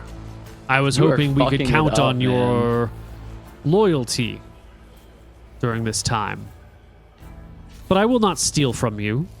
And if you are reluctant to lend your equipment, even though Calanquil has lent you his sword and I have lent you my I sword. elbow you again. Give him I the fucking sigh. sword, And man. Kel Blanche has lent Pigeon Cooper her sword. Fine, It fine, is- fine, No, fine, no, fine. it's fine. your Say no more. responsibility. No, I undo the belt. And I put the sword down on the table and I push it over towards Calanquil and I say, "Look after it." He grins broadly and picks it up, draws it, and takes a couple of cuts through the air. You can almost not see gonna his give that mouth back to me. murmuring, You really know how to rub it in on him, huh? He's gonna want to not give that back to me, you know. he takes off his sword and slides it across the table to you. You'll need this for the West Road. Thanks. I tighten it around my. Give him the shitty swords, Nick. We'll get better Waist. ones. So you say. All right, to Tassel we go. I guess we go to Tassalan. Keltitel. My lord. There's another option here, which is we find someone in below him that's amenable. And maybe deal with Cheetle and have the person that's below him take over and swear allegiance to Shacklebrook. Okay. Well, the party heads back to gather their gear to prepare for the trip. Unless, Pigeon, were you about to say something? It sounds like there's a physical writ. No? Yes, which is held in High Castle, undoubtedly. You know, that's where all the proper documents okay. are He stored. doesn't have it on him. Got it. Okay. Wait, Yeah, so yeah, what would belongs to the Alkali family need to do to reclaim the Regency? Well, so in theory, like according to law, Tassel and its surrounding areas is owned by the Alkali family. But the de facto leader of it, like who's actually doing the day-to-day operations, is Keltitel. And if Keltitel works for you guys, you know, technically it's their land, but the guy who runs it is your guy, which means he gets to make whatever decisions he wants because, you know, he's the one running it day to day. So they would just need to come and, you know, put their own person in charge. And Right. she's not just in charge of Tassel. She's the countess, right? Countess, yeah. She was the countess. In theory, you're all supposed to respond to her, but you know, you can't. Like, if she's not in Tassel, how are you supposed to run things by her?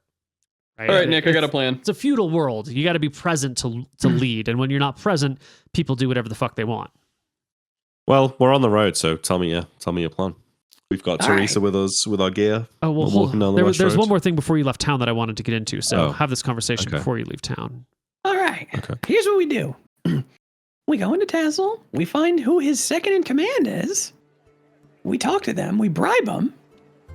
And we handle Kill-Lanquil or whatever his name is. We kill him. Kill Teedle or whatever. And then his second in command takes over and he works with us. Because Teedle, if you remember, he was a loyal man to the Alkali family. Sure, He's not going to be but- easy to swap. I understand that, but he was also honorable and tired, and Lord knows what Lady Alkali has been trying to do down here is wrong. Maybe with her dead, with the successor of the Alkali family in uncertain, perhaps he could be convinced. Just know if we go in there and we talk to him, we kind of lose the ability to kill him. It would look mighty suspicious if we went in, talked to him, tried to get him on our side, and then he ended up dead. But if we just go there, we talk to someone, and then we get in, they bring us in, find the cover of night, and he dies. But it's the same risk if we talk to his underling, and he also doesn't see it our way. Like, he'll go to Teedle and he'll tell him. I nod. Yeah, but we would have to see, what kind of man his underling is. We could follow him around town for a few days. Blackmail would be the easiest way, wouldn't it? Oh, yeah. I think we're going to have to see what the lay of the land in Tassel's like before we make a call. All right, let's just not go in there then and immediately go up to the castle and be like, we're here. Let's scope it out. And let's check out the docks, too. If we can make ourselves useful to Teedle in some way, we may be able to get access to the keep so that we can deal with him if we need to. As you make your way back to gather your gear to prepare for the trip, can I get perception checks from the two of you at -2 this time? 26, so 24. 24 and 18. You're walking back to the sheriff's station. When you notice something out of place, Pigeon, the basket that's used with the crane to boil people alive, someone has repositioned it so it is hanging over the cauldron instead of just like resting gently on the side. And it looks like there's somebody in the basket over the cauldron. I'll take a look. Who is it? Do I know him? You'll have to it's off the I'll walk path over to there. go over there. I take it you bring Luther with you? Yeah, Pigeon starts walking. I assume Luther would be like, Where are you going? I'll be like, oh, there's someone in the basket. Yeah. There's a boiling. You come in, there's a bunch of people assembled to watch a boiling. They're Who's sort of getting gathered boiled? in the seats. What the hell is this? You can't do this without telling us. Someone looks at you. Who is it?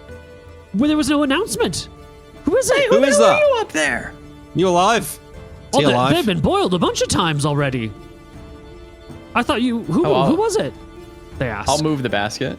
Yeah, you go over there. The heavy counterweight allows you to fairly easily turn it and move it around. Whoever's in there has definitely been washed with boiling water multiple times today. Their face is sort of melted off and all that jazz. Can I get each of you roll me a d20? It's not. Say again, a racer, D3? is A it? d20. 16? Ooh. Cool. Both ends of the spectrum there. Just take a quick look at your character sheets over here. Yeah. Luther, you don't. It's just a fucking body. But Pigeon, you're looking at this thing and you're like, this body, I recognize this frail, thin body. This is the body of an old man.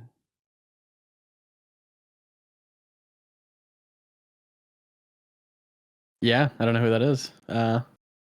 Well, Do I think it's Basil or no? at first you're like, it's some old man. And then you look Yeah. at the hair. And it's got that same, salt and pepper transition. And the ear has, like, it's kind of twisted and boiled and shriveled at this point. But Basil had, like, a weird, like, misshapen section to his ear. Didn't we already move him? Or no? Yeah, we must have took the body down, no? You had the gravekeeper throw him in the communal unmarked grave. Oh, yeah, shit. I hate this fucking town, man. What the fuck? Is that Basil? Yeah, I mean, I'll pull the body out. You open the cave and occasionally pull the body out. I turn around to everyone that's there and I say, like all of you, 100 stay where you are. I need to talk to you. Who's been here the longest? One person raises his hand. All right, you come over here. He comes on over. I got up this morning to take a look, and it was there in the early morning. I was surprised, Usually there's a big festival or a fanfare. Were they in there talking? Were they alive? No. It was just past the break of dawn, and the body was up there already. All right, I wave him away. Pigeon, you all right to deal with this? I'm going to go talk to the gravekeeper. Yeah, I guess. I storm off to the gravekeeper now. Okay. I'll push the bones into the cauldron. You just take the body and you shove the body like into the water. Yeah. Throwing bodies in a river is a great way to, make sure no one can come back for them later.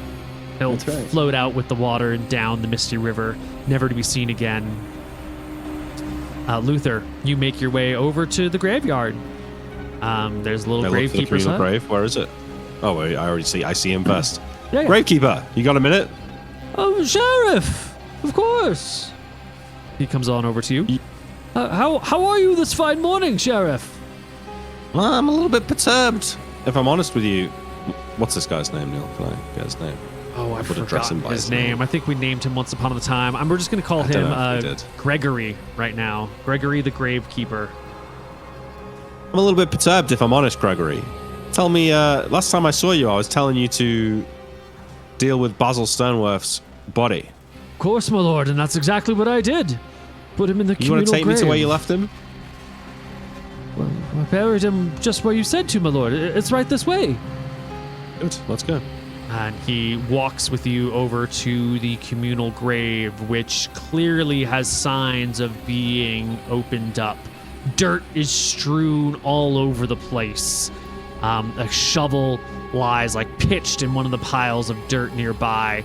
Many bodies are exposed. Some of them have been, multiple bodies have been like dragged out and sort of left on a mound or left half buried. And the gravekeeper looks and goes, "Oh, by the gods! What's happened?" When was the last time you saw this place? Don't get too close. Like, I make sure he stays aware. I don't want to obscure any footprints that may or may not be here.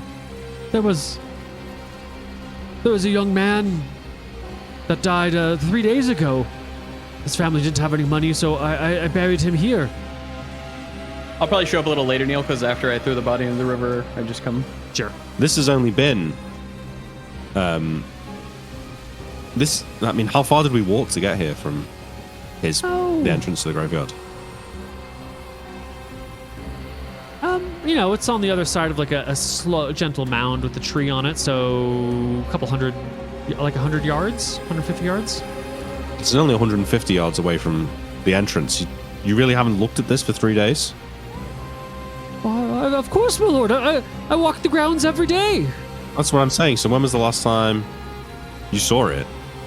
Well, I didn't come to see this particular spot, but it wasn't dug up yesterday. I swear it. Okay. Yesterday. Yesterday afternoon. Oh, halfway through the day, sir. You're going to need to be keeping a closer eye on this place, Gregory. This is not acceptable. But Lord, I'm but one man. Who would do this? This is the second grave in a year that's been dug up like this. Can you do me a favor? Make yourself useful. Head over to the geyser and find Pigeon and send them over here. What? They're not mad at me, are they, my lord? You're not going to boil me, are you? Of course not. We need a gravekeeper. He goes and finds Pigeon on the way, and returns very, very quickly. with Pigeon in tow. I ignore the will do a gravekeeper now. tracking check. Pigeon, yeah, get over here. You get over here. You're What's not too going big for a on? clip around the ear. Someone's dug up the communal grave. We need to find out who. Natural 19 plus 17 minus 6 is 30. Oh yeah. There are some bare feet marks in the soft God, I need my upturned sword ground. Not many, and they're situated sort of awkwardly. Like, it's very clear that somebody stood here and was digging. But there's follow so 'em. much earth strewn around that a lot of the footprints are sort of covered up. You see drag marks where something was sort of dragged up and out of the grave, and then like they sort of just end at an apex, almost like someone like maybe not dragged them out of the grave, but like hurled it out of the grave, because the drag marks come up the slope, and then they stop, and they're not like they don't come across the rest of the I get torn it. out It's a dirt. revenant. Someone strong at least, or a zombie. Yeah. We follow him. I'll follow the footprints. I'm sure it comes somewhere. Yeah, the footprints, they stand in around where the dirt is. And then they sort of walk into the grasses of the graveyard. You rolled a 30.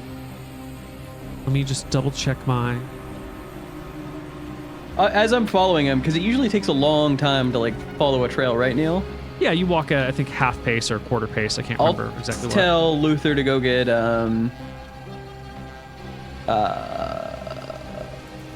Twin Tower with a magic weapon. Just to be safe. I don't do anything stupid while I'm not here.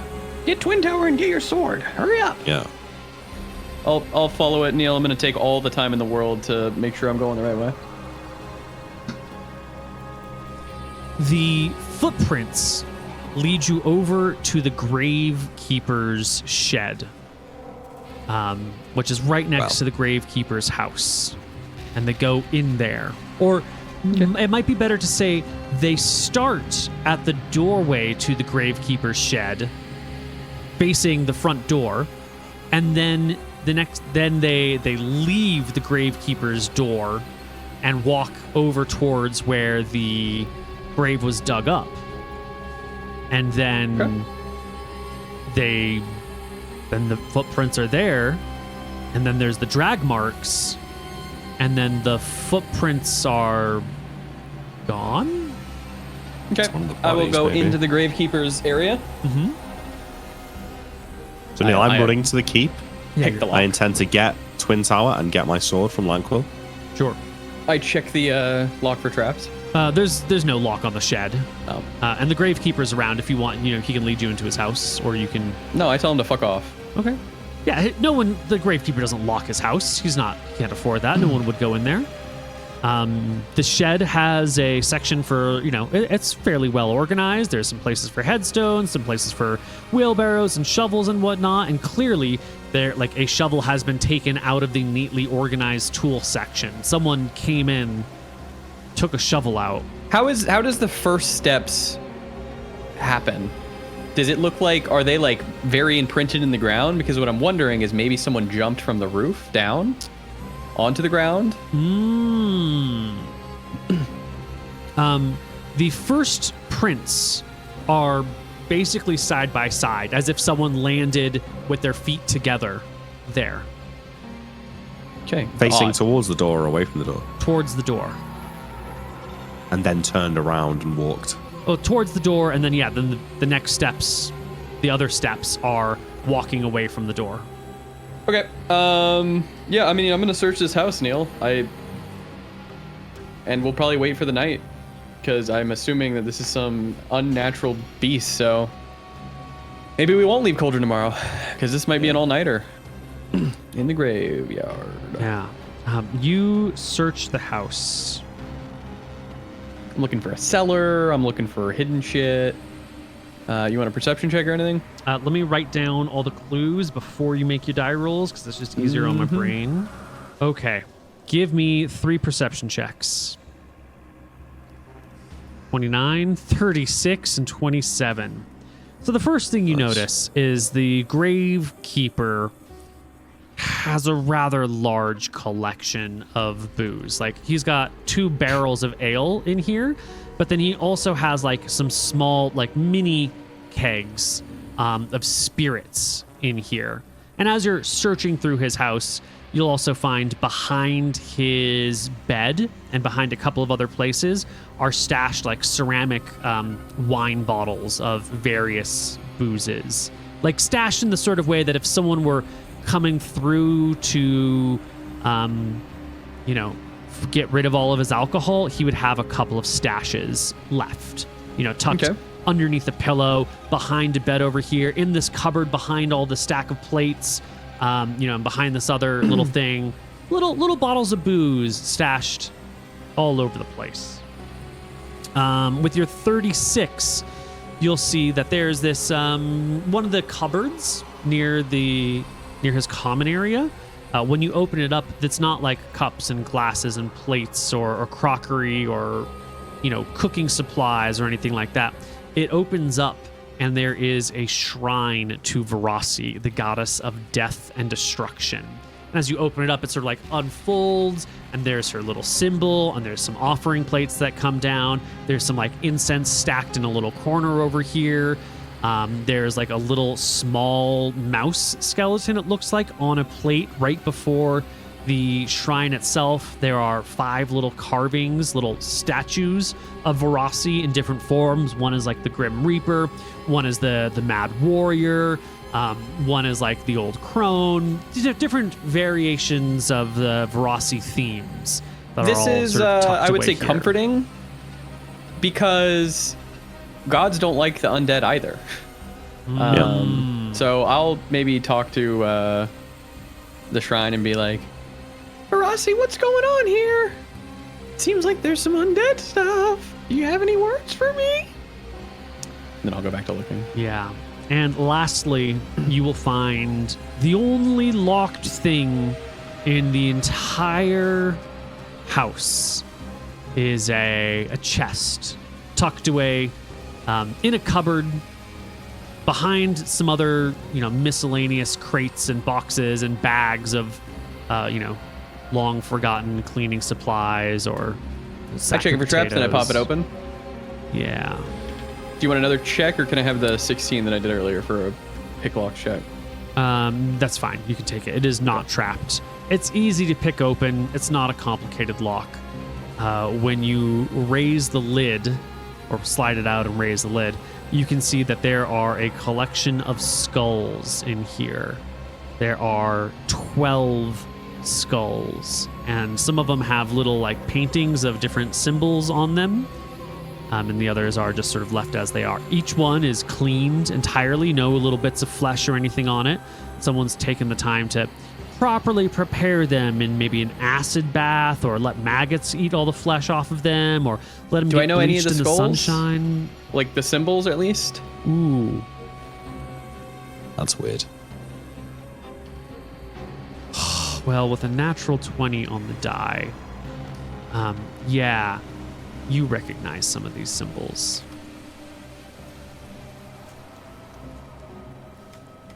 Every household has their own sigil. Every household of note has their own sigil. And some of the markings that you see on these skulls, you don't know all of them, but a few of them are of noble houses. It's like this little symbol over here, the eagle with a snake in one hand. Like, that's the symbol. So this guy's fucking with the dead, is what it seems like. It's not normal to touch the dead and unrest them. You I don't would normally assume. collect skulls in your house. Yeah. That's a weird. All right, I think this is a Boylan. But it could be like a sort of like, oh, hey, I buried this noble guy. Let me keep a souvenir. Yeah, that's probably what he's doing, but he's fucking with the dead. That's fucked up. And that's probably why we have undead shit fucking around here. You think? Just because the gravekeeper's messed So around I'll call with him things back he in. shouldn't. Yeah, he's kind of standing outside with his hat Hey, in his come in hands. here. Oh, I'm so sorry, detective. I've Where been the hell are these skulls from? his face goes pale as you look at his collection of skulls. Those are... Oh, bother. I suppose there's no way I can talk my way. Could I give you some money to look the other way, detective? No. Do you know what you've probably fucked up here? You got a revenant going around because you're fucking with the dead, man. No, sir. No, of course not. I would never. I'm gonna need you to take me to every single one of these graves, and we need to go check them. These just come from the bodies thrown in the mass grave for the paupers. Which one's Basil? I didn't know. I wouldn't do his. I wasn't sure if his lordship might want Basil's body back in the future. These were just from nobodies. Random people who have died in the town over the past few years. I feel like he's lying, right? Well, then why the symbol? I'll do a charisma check. Yeah, give me a Press him on the check. symbols, yeah. 24. He definitely seems afraid. That's for certain. Let me see what his role translates to. I need to memorize this table instead of having to look it up.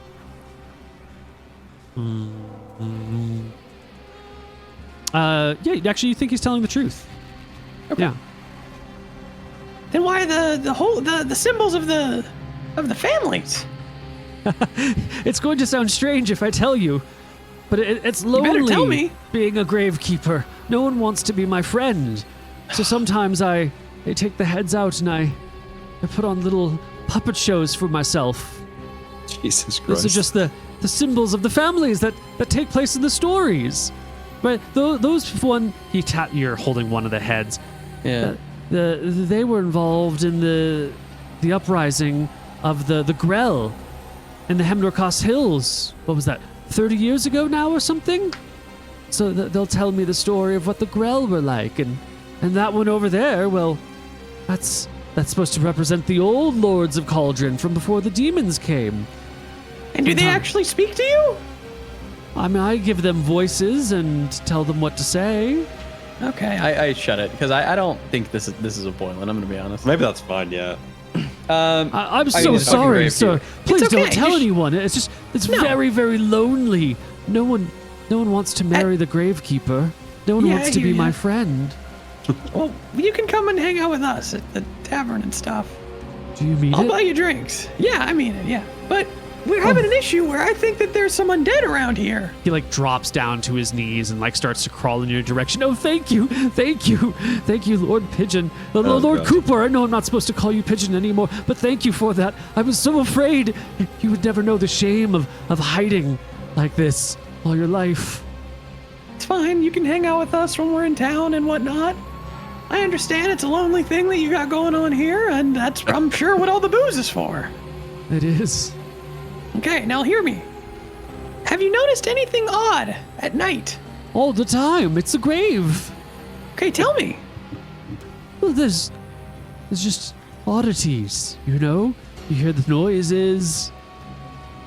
It's the shadows of the trees cast awkward, they look like hands in the night.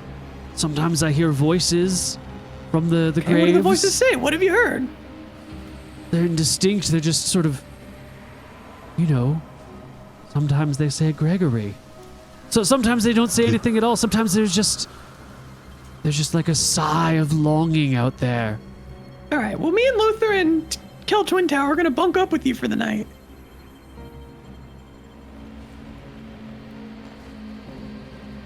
Sometimes they tell me not to leave them alone. Oh, God. Okay, which ones? There's just a voice on the wind. I tell myself it's the booze.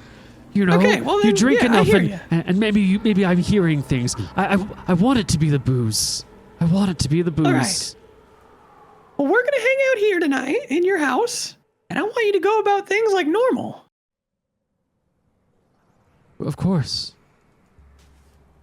Of course, my lord. I give him. I feel bad for this guy, Neil. I give him a bag of silver. What's this for? Do you need a body? No, this is for when you come to the tavern with us so you have fucking money to pay for drinks. And Luther doesn't know I'm paying for you. You're a kind man, Cooper. You're a very kind Pigeon's man. been so nice this episode. I know. You're kind of like an absent father who's rich, who just like throws money at like people just to make sure that he's like, liked. Yeah, I just Well, want them actually, to no, be, that was quite sweet of you. But like the sort of don't tell Luther that I gave the money as well is nice. Yeah. All right. I put back his stuff, Neil, and I'll wait for the team to get here. I mean, we're probably staying the night. Well, Luther, You're gonna give me a hard time about getting my sword back. you head back to the keep. And by the time you've gotten back to the keep, word has reached the keep that a body was there. And pacing at the entrance to the keep, on the inside, is Lord Shacklebrook. And as as the gates open and you come through, he sort of storms up to you and goes, "Who did you boil?" I didn't. My What do you lord, mean? there's some trickery going on. I lower my voice. It was Basil. What do you mean? Explain yourself. Something dug him up and put him up there. Pigeons following the footprints from the grave as we speak. I need to get my sword and I need to get Sabin and I need to get back there. Whatever did that thing, whatever put that body outside your door is probably what's responsible for this. It was Basil? It was, yeah. It was Basil. I've been dreaming about him. All last night, have you been- I dreamt of Basil. What did you dream? He told me that I killed him and that he was going to come back for me and that he was going to see me again. You've been having bad dreams for a while, haven't you? Sabin said something about sleepwalking. He nods. When did it start? After the woman dressed as Lemon. Were you dreaming of Lemon that night? No, I wasn't dreaming of anything that night. Not that I can remember. Dreams, you forget them so fast, but no. Don't worry, Lord Twin Tower. Lord Shacklebrook, I'm going to deal with this. Can you do me a favor? Go and find Cal Lanquill and get my sword. I'll go and find Sabin, and we'll put an end to this. What is it? What is it that's doing this? I don't know. Some sort of undead. They've always said the Tetherwilds were cursed. I never believed them. I thought it was ridiculous. They said there was a wraith in the Tetherwilds that haunted it, and I didn't believe them. And now, I don't know. Different world now than then. I thought Whatever ghosts it were is, things we'll you could find cut it. down easily. Right? They scream and they drain your life and you just need a brave knight and a sword. But what is going on? I don't know. I'm unsure. It's strange. And still can't really explain what happened to Tristram either. It's all got to be connected. It ends tonight. Go find them, he says. Yeah. I endeavored to find Sabin. I wanted to try and get Shacklebrook to get my sword because that would have been an easier conversation. Gotta avoid that awkwardness, yeah. Yeah. Well, you are either in luck or cursed, depending on your point of view, because all of the knights are assembled just inside the main keep doors, talking about the boiling that happened without their knowing.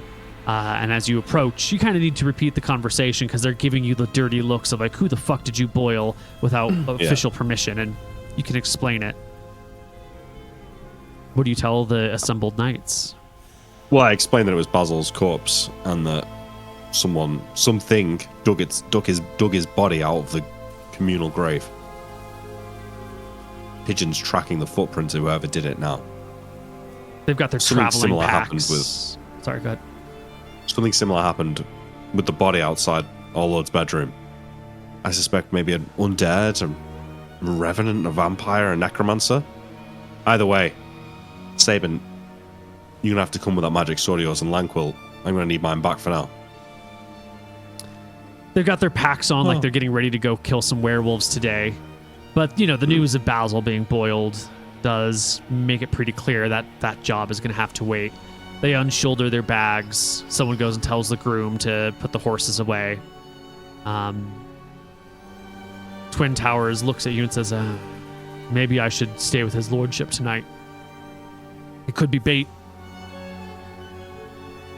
Yeah. Okay, fine. But come with us now at the graveyard in case we find something there. Okay. He looks at Landquill, who unstraps your greatsword and exchanges his with yours. I'll bring it back. And then, come on, we've got to go. And as we're leaving, I turn round to them and say, someone should see to Lord Shacklebrook. He needs support. Twin Towers assigns Blanche and Landquill to stay close with Twin Towers for the rest of the day, and Castor and Campbell to keep an eye on the walls for the rest of the night, or for the until he gets back. All right, we jog to the graveyard. The whole I'll party. spend some time checking the rest of the house. Like I'll go to the roof. I'll check behind.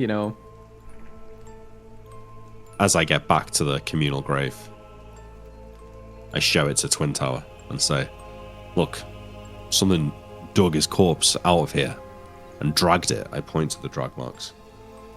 Must have been over to there. Pigeon, I call out. You follow the tracks. The house. Come on. All right. We follow up the hill towards the house to find you, but maybe on the roof. Yeah, I'd be on the roof. What's going on? They lead here? Oh, hanging around. Yeah, they led here. Where's the gravekeeper? Before we get too far into this, Pigeon, you said you inspected the rest of the house. Can I get another perception check from you? A 33. You actually do find something as you're inspecting the rest of the house. There is a window, no glass in it, just, a window with shutters, that rests very near to the gravekeeper's bed. You put your bed near a window for a breeze or whatnot, or to hear the nice sounds. And you'll notice a pair of bare feet, like footprints, just outside of the window. I'll follow it. They don't go anywhere. It's not a trail. It's just like as if someone was standing here. Maybe they've shifted their weight a few times and kind of stood in place for a little while. But the tracks don't go to or from. They are only here. Okay, I'm gonna go around the floorboards, Neil, and I'm gonna tap and see if I can ever hear anything hollow. Yeah. You find a couple of loose floorboards on that same wall side of the house. I open them up. You get a knife or a dagger and pry open the boards. They're just loose. They're just shitty floorboards that have been loosened through time. Underneath it is hard packed earth, just like the rest of the house. Okay. I mean, I explain it to Luther. I give him my idea of what I think's going on. I think there's some sort of apparition that's showing up at night and doing shit, and we need to stay in the graveyard tonight. An apparition? You said there's footprints though, right? Yeah, but they don't go anywhere. They just appear. But a ghost wouldn't have footprints, surely. Sure. I mean, they just appear out of nowhere? I show you them, yeah. Yeah, you show me them. I look up, Neil. Is there a tree overhanging this? The house overhangs this. The eaves of the house come down and over. But above the house. There is a tree nearby. Yes. You been on the roof? Say to Pigeon. He has. I did, Neil. Yeah. Yep. I'll go over to the tree. Mm-hmm. I'll check near the tree if I see anything.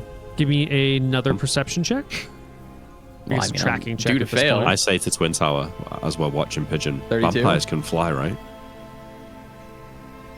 You don't find any tracks near the tree. You ask Twin Towers if vampires can fly. Yeah. He says, don't they turn into bats or something? Do they fly themselves? I thought they turned into bats. Well, either way, maybe that's what we're looking at. Some spook. You gonna stay out here with us tonight? Should I be checking you for bites? We're gonna need you. Show me your neck. Me? Show me your neck. You show me your neck. He I show him my pulls neck. down Okay. his shirt. I do the You see same. just like, I do the same. acid scars all Oh. over his neck. It doesn't look bitten. It looks disgusting, but not bitten. He looks at the two of you. Okay. Well, none of us have been bitten by a vampire. Hey, buddy, show me your neck. You Yeah. say to the gravekeeper. Yeah. Yeah. He sort of like pulls his shirt close. What do you mean? I grab it and check his Yeah. body. Oh, There no. are no bites on his neck. Nope. I check his body, Neil. You make him strip. You look all Yeah. over. He protests slightly, but not very much. He lets you, He knows I'm his buddy. take his clothes off and look all over him. He's got like some sores and some like, grossities on him. He's definitely not the healthiest of men that you've ever seen, but nothing that really looks like a vampire bite. Like there's a pair of what just looks like, gross sores on his thigh that are Okay. close enough that they could technically be punch marks, but they match the rest of the sores on his body, and so it's probably not. All right. You'd have to like bring him to a doctor or something to confirm, but it's probably fine. Gregory, you ever have any visitors here at night? No, Anyone with bare feet? no one comes and visits me. It's very lonely being the gravekeeper. Yeah, you keep saying that. Well, it is. But- Someone was outside your door, outside your window, recently. What do you mean? I show him the footprints. I You need to rack your brain now, Gregory. was telling Cooper over here that sometimes I hear voices, and I hope it's the alcohol. I hope it's the booze. How often you Alright, hear these it's voices? From time to time. But I've been You're scaring drinking him, heavily. Luther. I don't know. He's scaring me. Well, we're gonna deal with it tonight. Let's just wait and stick around, see what happens. Twin Tower, you gonna stick around too? If this thing shows up, you're gonna need to be here. Blanche should be able to be with him. She's got the magic sword. I need to be with his lordship. Blanche can come here and help you. Bring me Blanche. All right. Okay. Well, let's look over the grave one more time. Show me to Alright. the mass site. Take him there. Yeah, he like wades I down. keep an eye on I make sure the gravekeeper comes with us, Neil. I'm keeping an eye on this guy. He I don't want him follows- informing his overlord. Yeah, he follows behind you like a toady. Twin Towers goes down into the grave that's been dug up, sort of looks around a little bit. The big hole, the deep hole. Someone strong must have dug this. If they did it in one night. He walks back over to the gravekeeper. Does anyone ever help you dig the graves? The gravekeeper shakes his head. You can see Twin Towers like feeling the guy's muscles. The gravekeeper's not an old man, Yeah. but Twin Towers like nods in approval. Like he's got strong arms. He's definitely capable of digging a big hole. Pigeon, did you say whoever dug the body out threw it up that hill? I know, yeah. I show him the point that it would have to have been thrown. No way he could do that, I say. Hell, I couldn't do that. Basil was skinny, but he wasn't that skinny.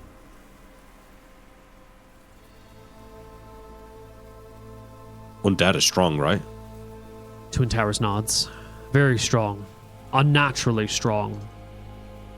Could you get one of those things to do this? Dig up a grave? Surely not put it in a cage. Hoist it above the geyser. Well, even you can operate the cage. That's not difficult.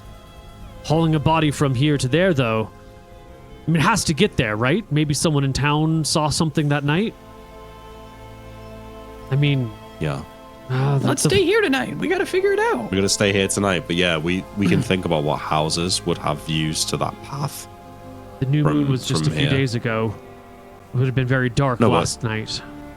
But Twin Tower, you're insulting my intelligence, but looking past that, a zombie is strong. It could carry the body, but it couldn't hoist the winch, could it? Why not? I don't know. Aren't they mindless? Oh, Yeah. Well, whatever's doing this isn't an idiot. Yeah.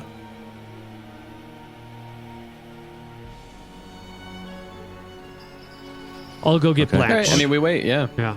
Yeah. I've got no other clues. I mean, Okay. You get Blanche, and everyone hunkers down in the Gravekeeper's house. You've got many, many hours before nighttime falls, though, and the people in town are wondering what the hell happened. With Well, if we've got with hours Basil's before body. Mhm. before sunset, then we can go and talk to some of those houses. I don't that think are we on the way. told the people it was Basil.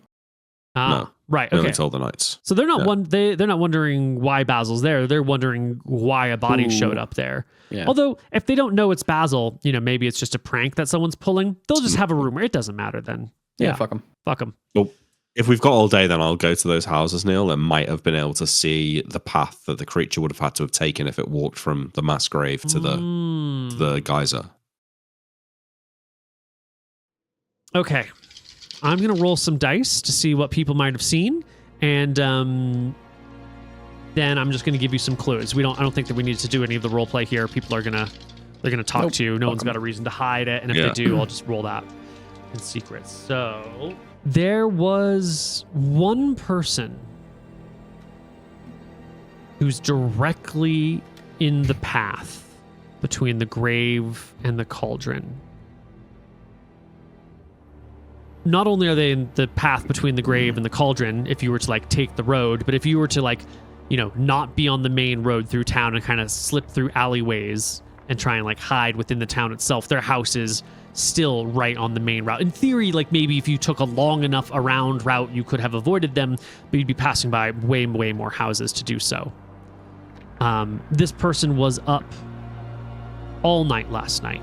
They're up all night, every night.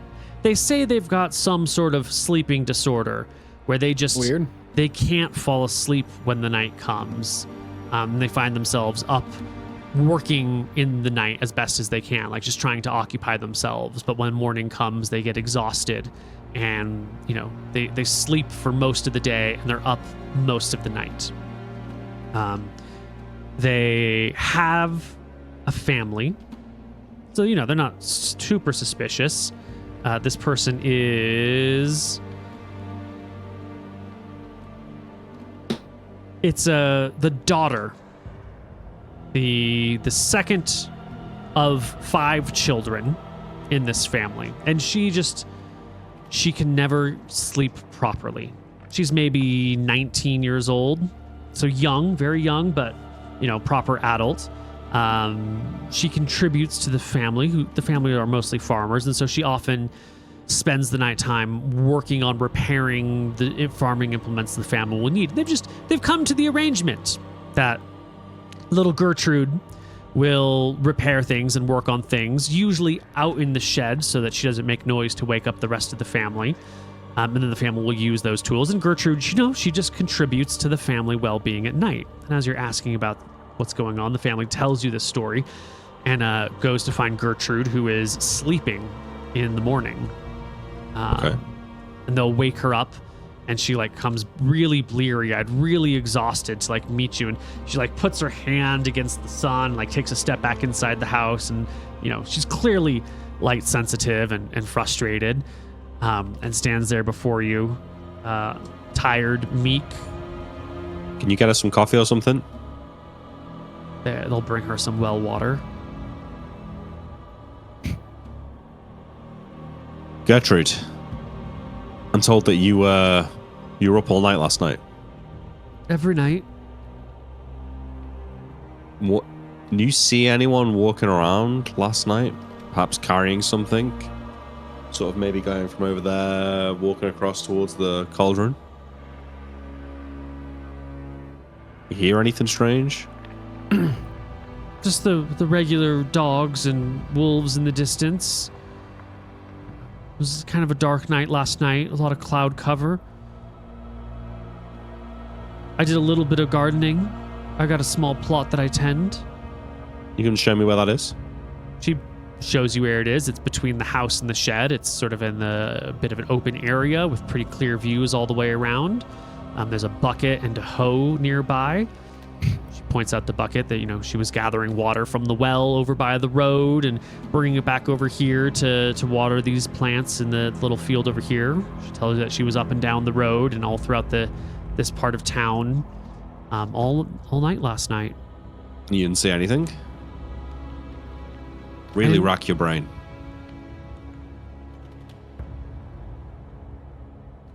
There was something weird. When the clouds parted, sort of, late at night, not still many hours before sunup, but pretty late at night, I noticed she like points in the direction of the cauldron. Someone had been moving the crane for a boiling. Okay. What time was that? Must have been up for 3/4 of the night or so. Early hours of the morning?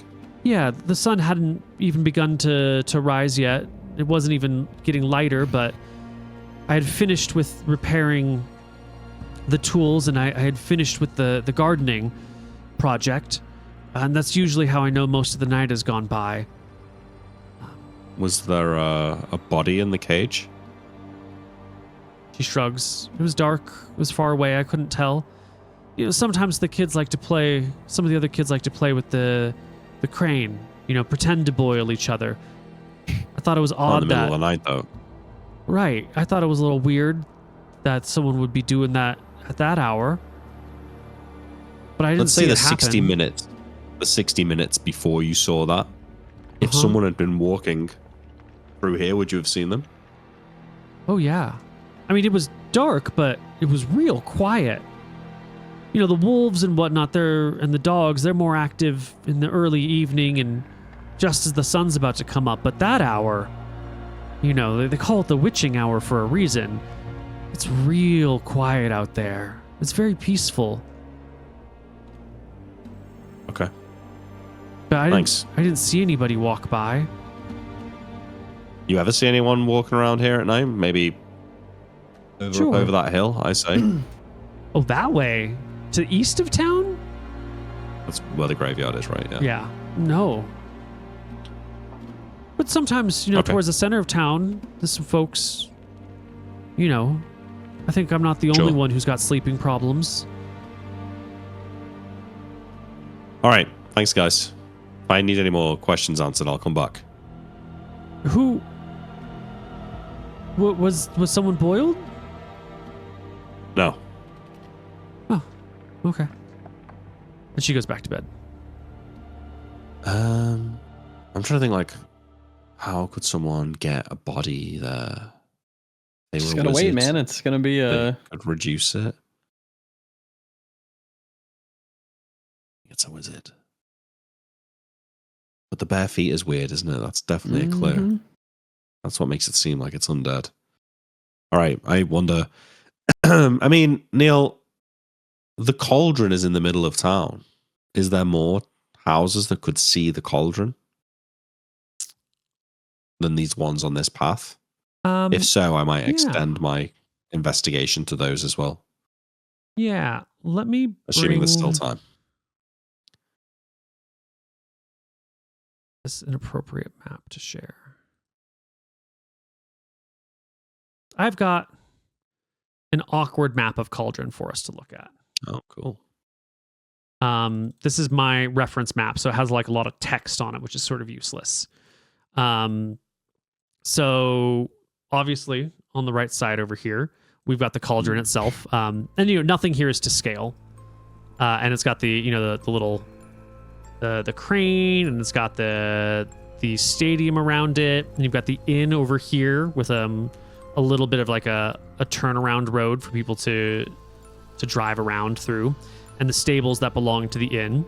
The temple that's going to be built is right across from the inn, and the three wells in town, the three major wells, are situated here. Here's the sheriff station and the jail. Here's your local tavern that you guys normally go to, and then the inn has the big tavern that you would meet people at. This is the good tavern. Obviously, this is the castle and the keep. Here's the north tavern, and here's the east tavern, and then the grasslands everywhere else. So the graveyard is like out down this way. So for people to do that, they would cross sort of like this. Yeah. And the town doesn't really go this way very much. So like that is sort of the edge of town would be right over here. It's not impossible that someone would have like gone way off to the side and come up like this and completely avoided the town. It would be a much, much longer route. You could walk away from the very beginning where the grave is and go all the way out around town and walk up along the river. Because this is just sort of farmland or open land out here without any townies. So, Moo, when Pigeon was looking at the tracks from the grave, so he saw the body being dragged out and then thrown up the hill. Was there then any tracks beyond that point, or does it just end at the... Neil made it sound like it just ended there and went back to the place. Is that right, Neil? Yeah? Yeah, it's like there was... The tracks only ever showed up in and around the graveyard between the shed and the grave, and then also one random spot by the window, and then the tracks, either they're intentionally hidden or they just don't exist, or there's some sort of movement that doesn't leave tracks behind. Some spells have durations. Some creatures have forms of movement that are non-terrestrial. They could be underground. They could be flying. There are, there's a million things that could explain this, I think. So just wait till the night. I've just finished doing my rounds like down these houses, and I'll get back to the crane. Assuming this is cleared out here now, I just want to do an investigation of the crane itself. Like, has it been damaged? Has anything unusual? Anything changed from how I usually leave it? Like how the rope is tied on the winch, or just anything here that I might pick up as a clue. Yeah. There is. Okay. There is a shirt, Basil's shirt, that seems to have blown away from the crane site by whatever winds were in the area last night or this morning. It might have initially been left over here and then sort of got blown down. You find it like partially in the water by some rocks down the creek a little bit. And on this black shirt that was Basil's, a little bit of writing in red. Now, the shirt's been sort of sitting in the water, so much of the red has soaked away, but you can see the word "this" on the bottom of the shirt, and just some markings that are indiscriminate and hard to tell above that. The rest of the writing has been faded and gone. This is beyond my capabilities, but is the writing similar to the writing that was on the fake lemon corpse? Man. Or on the sign? Writing on a shirt versus writing on walls, comparing writing styles. It looks like it's in blood, right? Yeah. It looks like it's in blood. It could be the same script. It could be a different script. It's the I pocket the shirt and put it in my back. Okay. And then I head back to the gravekeeper's house. All right. Kel Bell's there now. Or not Kel Bell. Ancaster? Kel Bell. No, whoever's got the scimitar. Blanche Bell. Blanche Bell, thank you. Blanche Bell. Kel Bell is there. Kel Bell. Good to see you. Good to see you. I wish it was under better circumstances. Let you know what's going on? I flirt the whole time, Neil. Yes, Pigeon's let me know what's going on. He's told me quite a bit. Well, there's a girl that lives a few houses down that way, stays up all night. She saw someone messing around with the crane last night, but she says there's no way someone carried, or no way someone would have walked from here to there without her seeing them. So that, combined with the missing footprints, I think we're dealing with something that can fly or It's a ghost. go underground or change form. Who knows? I Sounds side like the a dragon. Gravekeeper and say, a dragon? A dragon wouldn't do this, surely. She shrugs. I'm from Mystria. Dragons pick up bodies and fly with them all the time. They're wyverns, they're hatchlings, gremlins, gargoyles. Whatever this is, it's got a personal vendetta against Lord Shacklebrook. It's seen what happened to Basil and thought this would be a good opportunity to damage his mental psyche. It's the same thing with the lemon, the corpse outside of his room, the killing of Tristram. This is all a ploy to fuck with his head. I'm sure of it. And to me, it's a wizard, right? Roll me what if it's just the copperheads? A d20 plus 12. I'm having you make a int check for Blanche Bell. Okay. Blanche, rack your brain, my love. 23. Can imps carry bodies? Why are you asking about imps? You said you saw an imp with the demon cave.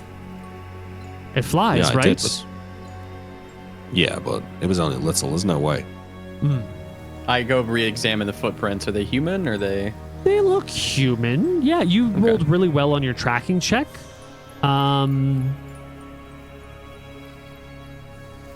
Let me double check what you can find with tracking. I don't want to give you too much information, and I don't want to give you too little information. Lord Armstrong said that the squid demon was probably a shapeshifter, didn't he? He did. That might explain why the spider that was seen climbing up the wall was so big. Because if it was a wizard, it would be a small spider. Maybe it's got to kind of keep overall similar body mass. So maybe it's here, and maybe it traveled via the water. No. I do need you to make me a second tracking check to identify the types and numbers of creatures you're tracking, Pigeon. Did we already do that? I think that was a different area that you were looking for. Probably different. Let's go. 27.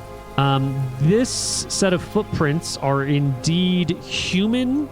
They are unshod, so bare feet. What else can I tell you about this? Cool. They're definitely What they're human. I mean, they could I also don't be like see half anything. elf, I suppose, or elf.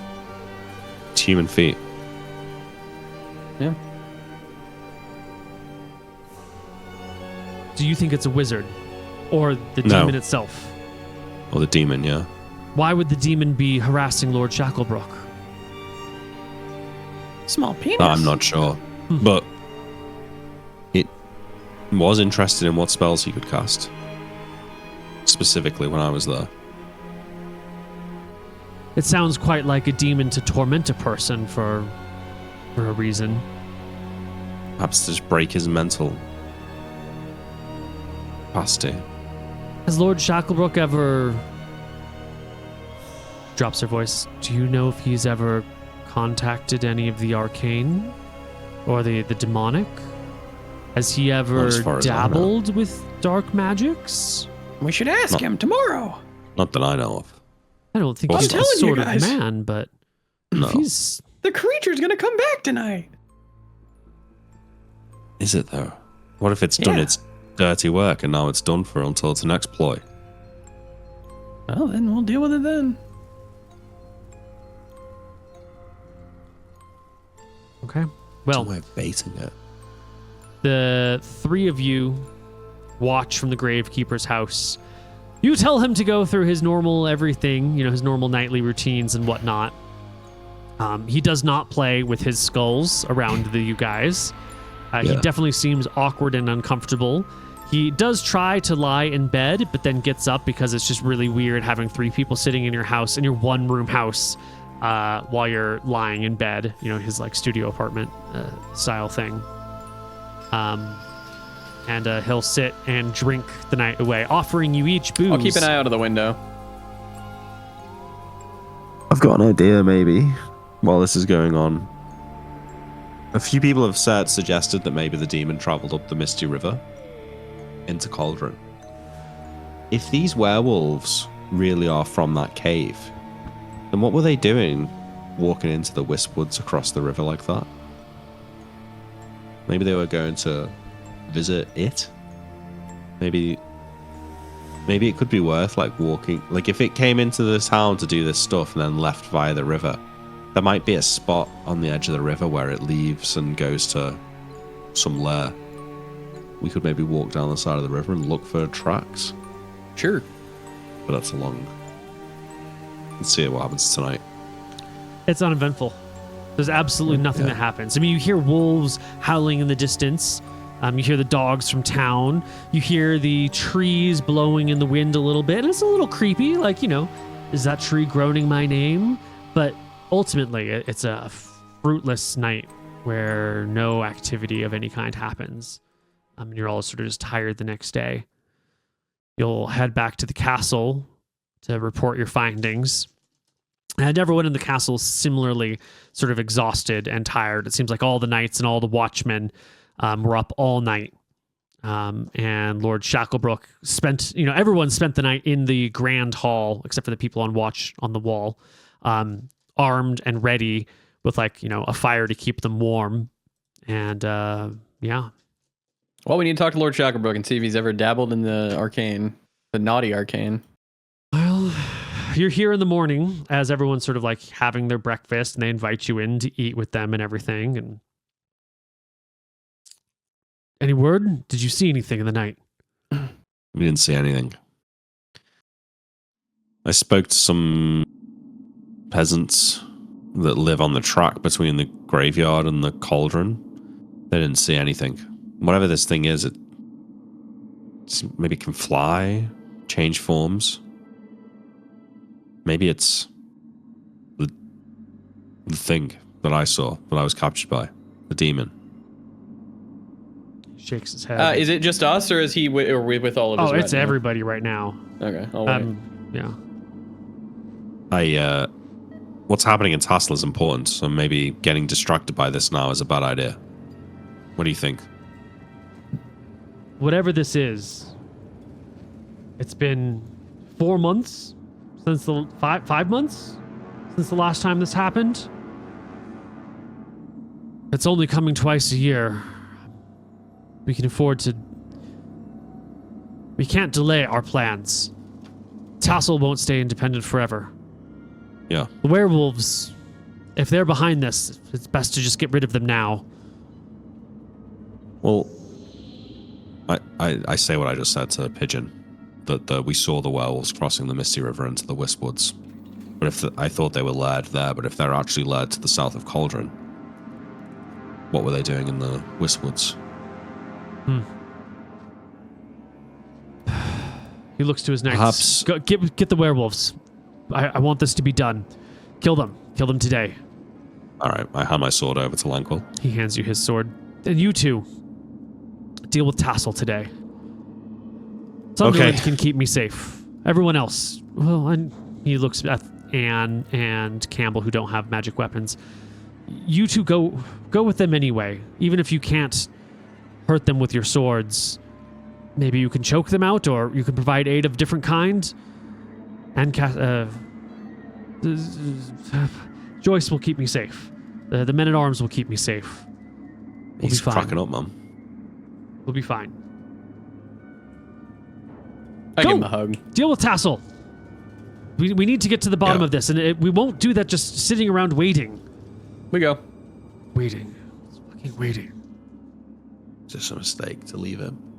You wanna go without talking to him about dark magics? Yeah. All right. Cool. The party can set off. Luther is worried about. He's fine, you little baby. You don't seem to understand the gravity of what's going on here. Nothing's happening, man. What do you mean nothing's happening? Come on, we gotta go kill someone in Tassel. Call yourself a detective? We're not killing anyone. Oh, I'm gonna kill someone, all right. All right. On the road again. Just waiting for Can I give you an encounter check? Oh, yeah, baby. Give it to me good. Roll me a D100. Low is where the encounters are. What's like an interesting encounter? Like low? Like very low? Yeah, the lower you are, the more interesting, more dangerous the encounters. Oh, we're fine. Well, it's a 2-day 2 journey, days, so though. roll it again. Yeah. Okay, good. Yeah, here, let me give you another one. Okay. Now we're talking here.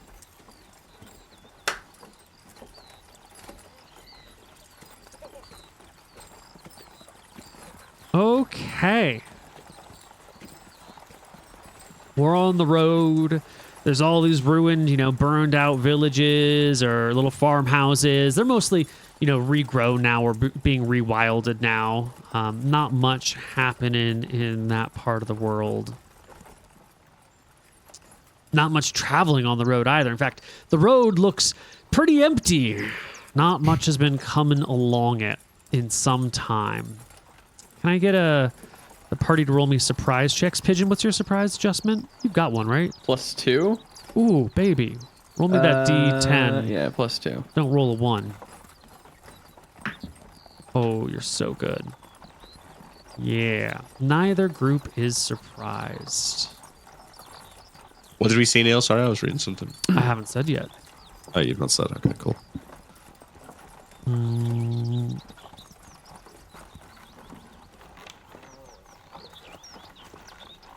Counter distance. No surprise. This is grasslands, little cover. 5d10 times 10 feet. So at 120 yards, the two of you are walking down the road. You've got Teresa hauling all of your stuff as you're traveling down the road. And you see to the north side of the road, standing there. Gotta roll for the numbers.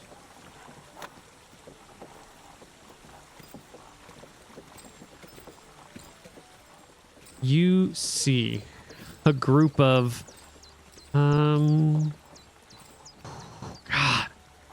it's 11 of them. They're tall humanoids. They are carrying some sort of pole arm. It's 120 yards range is an American football field plus the end zones and some room. So you can make them out. These creatures have got to be 7 feet tall. They're definitely humanoid, but their necks are long and their faces are drawn out to a snout and they're covered in hair. Give me intelligence checks, both of you. You probably know what this is. Is it bugbears? Sorry. Yep. I'm just getting my card sheet open. 19. Yeah, I don't know. They're not bugbears. There's something. And there's 11 of them. And they're sort of walking southward as you're walking westward. But you've seen them, and they've seen you, and the group standing in the grasses, which comes up to their waist, sort of looks in your direction. And then the whole group sort of sinks down, squats low so the grasses cover their heads. I instinctively do the same. Yeah, you guys are on the road, so you can crouch down low below the grasses. Yeah. Do. What are No, they? I'm not crouching. What the hell do they want? The monsters. I mean, Well, then why are we crouching? Am I not ready to attack? Right. Neil, can we find a nice clear spot in the grass near us? The road is the clear spot. Otherwise, the grasses are waist high for miles in every direction. All right, so I'm going to move back into the grass on the other side of the road, not where they're at. They're on the but north I'm side gonna of move the a road. little bit. You move to the south I'm side. going to be a little bit to the south so that they have to come out Got it. into the road, and I'm going to ready an attack because they're coming in. You should try and sneak attack them. Yeah, I do the same, Neil. I back up and crouch in the grass on the other side of the road. Draw my sword. Okay. Well, Spot them as they walk through the grasses. a minute or two later, one of them pops their head up, sort of looks around, sees... You guys have popped your head up. If you can see them, they can see you sort of situation. And then the others all get up, and they run southward. Now they are 120 yards to your west, and the whole group just sort of like bounds forward and hurries across the road and just hurries to the south grasslands. Towards us. No, if we're looking at the map, and Luther is over here on the map, they're just sort of going south. They're just trying to get past us. Yeah, it looks like they're not trying to fight you. They see you, they sort of ducked, you sort of backed up, you positioned yourself for a fight, and then they're just like, fuck it, and run past. Luther, should we go get one? These are monsters. I mean, these are our roads. It's your call. I'll go after one, Neil. I'm gonna try and duck into the because they're far away. So I'm gonna try and duck into the grass and go where I think that they would, and I'll prepare a sneak attack for one of them. They're running southward, so like I'm gonna use this section over here as a demonstration. Do I think I can catch them or no? Maybe. So if you guys were coming along the road like this, they're just going this way. So you'll have to actually just run to catch up to them from behind. If you can run faster than them, you can catch up to them, but it wouldn't be sure. like So a my goal is sneak going to be to attack. run south and catch up to the one of the last ones would be my goal. But yeah, I'll try and catch one. Luther, are you letting him do this on your own? Are you leaving the horse behind to go run with him? What's the deal? Are you sending Pigeon alone against 11 monsters by himself? I leave the horse behind and I go after him, yeah. All right. You guys run after them. It appears you are faster than them. They are definitely taller than you, but they have an awkward gait at times. They're not ettercaps, are they? You have encountered an ettercap. They do not look like that at all. Okay, good. Oh, they're gnolls. Oh, I mean, we should can't kill them. let shit fucking run around our west road. I mean, Yeah, these are the guys that probably killed. These are the people that probably killed Alkali. We should kill them. yeah, we should. We should capture one of them and boil him. Yeah. Okay. Okay, I'm just getting a battle map set up for you. Gnolls are like 2 hit dice. They're not super strong. We might be able to take 11. Nick's over here reading the monstrous manual to prepare for the fight. No, not Don't at worry, all. Neil. I don't do that shit. I'm not doing that. You know how many gnolls we fought in Fro-Fro? It's been a long time, but yeah, you did fight a lot. I remember they've got 2 hit die. Countless gnolls. It's literally, yeah.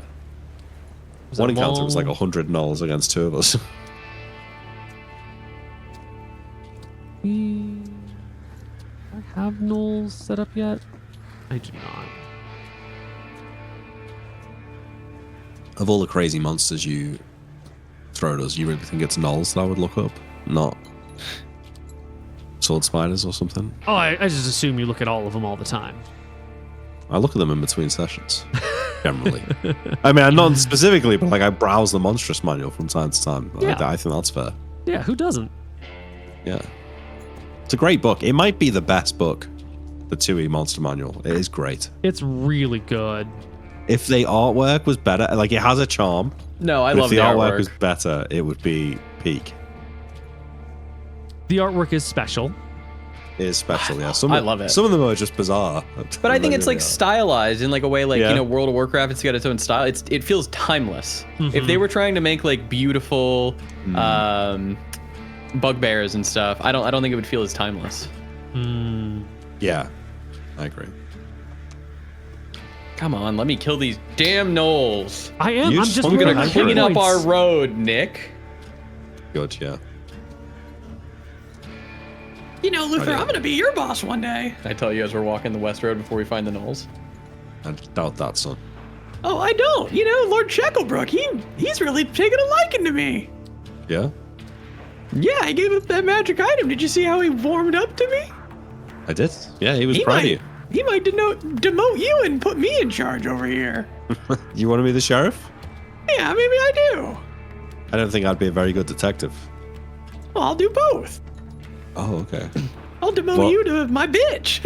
I think I'm going to be the sheriff of the whole South soon, so maybe you can be the sheriff in Cauldron. Oh, no, I'll be the sheriff of the South. You can keep Cauldron then. Okay, Pigeon and Luther running together after these gnolls. Luther, you have 35 hit points max, right? I do. Okay. Think of all of the hit die. XP. Let's go. 11 times 2 times 5? And these guys What's can't that? turn you into werewolves. No, 11 times 2 times 50. What's that? All right. 24 times 50. 440. Plus your 10%. That's almost 500 XP just on hit die here. All right. Our party is catching up to the gnolls. They are slower than you, and you are moving after them. And it is clear to them that you are chasing. And I think it's just time to roll initiative because they are going to they're going to stop to face you before you actually catch all the way up to them. Yeah. 13. Where's our tokens? Upper They're on right screen. Top. corner. That's up right. Well, my glorious initiative will surely fare me well here. Without my magic greatsword, for fuck's sake. Got to take that +1 off. Yeah. I'm going to be using my scimitar plus my dagger of giant slaying. Excellent. Does it Everybody only do giant damage to giants, or is it giant creatures? That's a fantastic question. I'll figure it out one day. Yeah. The first of the creatures, whirls around in place and hurries back in this direction towards you. Are they large creatures now? They are large creatures. It will do a charge. I think it can do that. It's 155 feet to you. Even over this little ravine here? Yeah. It's a large creature. Fuck it. Why not? It should make a dex check, I would think. Actually, it cannot. It can't do it. It can only go Good. 135 feet and still make an attack. So it will turn. It'll actually just run up to this position right here and be done with it. The next gnoll will do the same thing. Turns to face you. The next gnoll comes out to the Maybe side. we can treat with them, Nick. I got an idea. Hold on. You want to walk with them? Hold on. Treat with them? Yeah. You just chased after them. Okay. Wait for my turn. I got a fucking idea. Let me cook Well, here, you're going actually. first, though. Let me cook. Hold on. He's cooking, wait. Okay. Hey, I'll stop. any of you speak common? We want to talk to you. We're the sheriff and the detective of Cauldron. We're not making a deal with Knowles. Like, We we're got a not. proposition for you.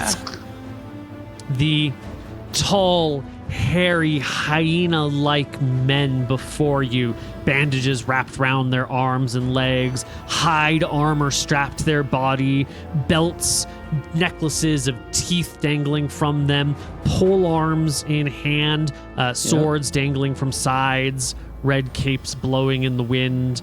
Their long claws sort of dig into the earth as the grasses come up high against them. They point, those of them that have moved forward, point the tips of their halberds in your direction, and they let out a low growl, but none of them respond in the common tongue. Luther, what if we work with these guys to keep the road safe? We're not making a deal with Knowles. They can't be trusted. They're monsters. How do you know that?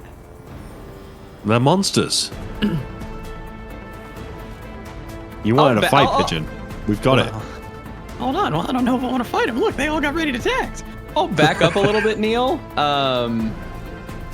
I'll grab a bag of silver from my side, 10 silver, and I'll Grasses like are throw high. it. Oh, that's true. Can we just like throw some daggers at them? I don't have that. I don't have daggers anymore. Here's what I'll do, Neil. I'll swipe in front of me. I mean, Nick, do you think we can kill these guys? Is that what you want to do? Luther, Well, they I look think pretty it's heavily too armored, late. and they got pole arms. Yeah. So, Well, all we're in right, it here's now, my I turn. think. I will slash in front of me the grass down, and I'll drop a bag of silver there, and I'll kind of like back up, and I'll repeat again. We're trying to have a conversation with you. Don't you speak common? Are you civilized? That's my turn. You know, I've been recently watching for the first time Dragon Ball, just because it's, you know, such a cultural icon. I've never seen it. I'm going through like the original Dragon Ball where Goku's young, and it's so fucking annoying. But sometimes, Pigeon, your voice and your optimism remind me of like young Goku. As a point. Nice. What he's saying is that this is too optimistic. Well, hold on. I mean, young Sometimes it Goku works. gets everything done by being just an optimistic, happy young lad. Luther, it's your turn.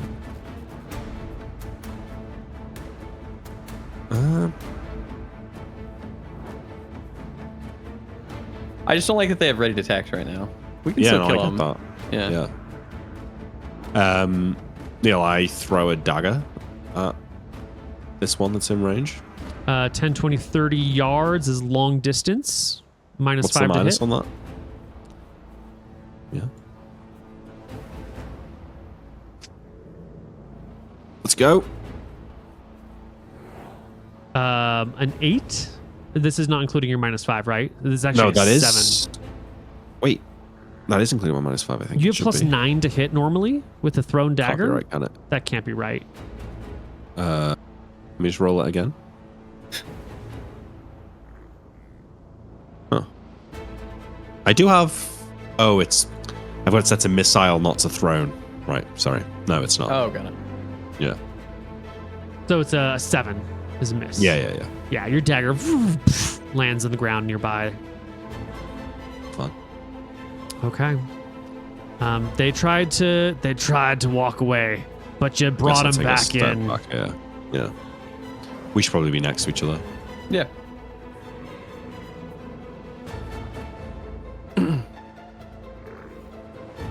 Okay.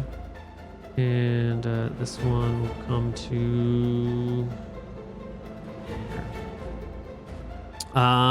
initiative time.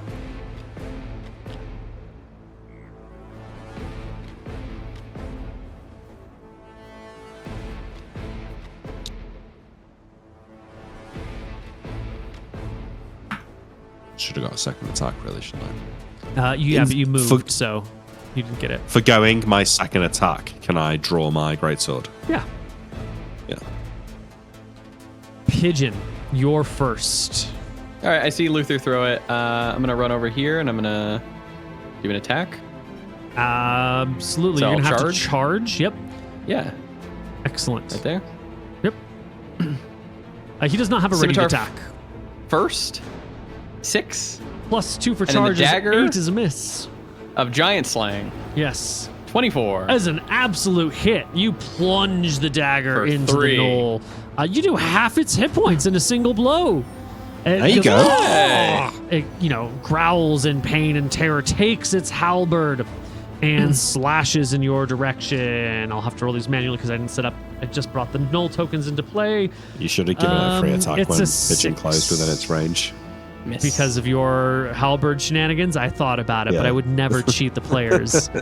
I obey the rules. It's a miss. This one will this one's just going to charge Luther. And make Has he an got the attack. range for that? Yeah. Yeah, he's got 90 feet. Perfect for a charge. Makes attack at +2, 18 to hit. That's it. For 2d4 damage, you will take 6. Okay. And this one, it can't charge and get behind you, so it'll just come up from behind you. And it'll take a stab at you. Natural 20, modified a bunch as a crit, I'm pretty sure. Oh no. Yeah, but he's got no Um, dex AC from behind. 5 + 6 is 11 points of damage. This one will just Okay. come right up here and take a stab at you with this thing. 15 to hit. Miss. Okay. This good boy will come on over here. Stab with the polearm. 5 to hit. No good. Miss. This guy in the back will come to this point. Just got to slay a few of them here. We'll be all right. This one will charge Luther.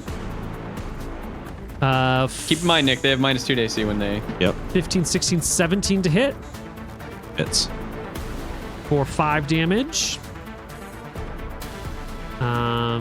This one can't make an attack, but will move into position. This one can't make an attack and will move into position. And Luther goes. Right. I attack the Null in front of me with. I need you not to roll like normal. Yeah. -2 to its AC, Neil, yeah? Oh, yeah. -1 for the charge, not 2. This is going to you're say Great Sword +1. Actually, wait, I'll just delete the +1. But it's not. Crit. Oh, double the damage, buddy. And it's large creatures. It is a So we're large looking at creature. We're looking at a 66 here. +3. Does your sword really do 3d6? I know we've talked about this before. 31 damage, Neil. 31. Oh my 31. gods. You can look Clean it up. I'm his pretty head sure off. it does. Oh my god. And that's cutting him in half. Oh yeah. Well, considering he had 9 hit points, you can do whatever you want to his body with that roll. Is there a chance that this gets me a second attack on the one next to him? Two-handed sword is 3d6 versus large. Jeez. Because it's a big swinging arc and it's gone right through that first guy. I think I should get to roll. You know, At a you crit. -5 You or something. over triple killed him. Go ahead, do it. Do it. Make me another attack roll at Nice. -2 for the Let's next go. guy. Yeah, we just have to factor in the -2. Okay, 11. 11 is a miss. It'll slice slightly into his armor as he leaps back to avoid the blow, but this first one is gone. Next knoll goes forward. That's as far as it can go. And this one also comes forward to here. I think we can do one more step. Excellent. That is it. It's initiative time.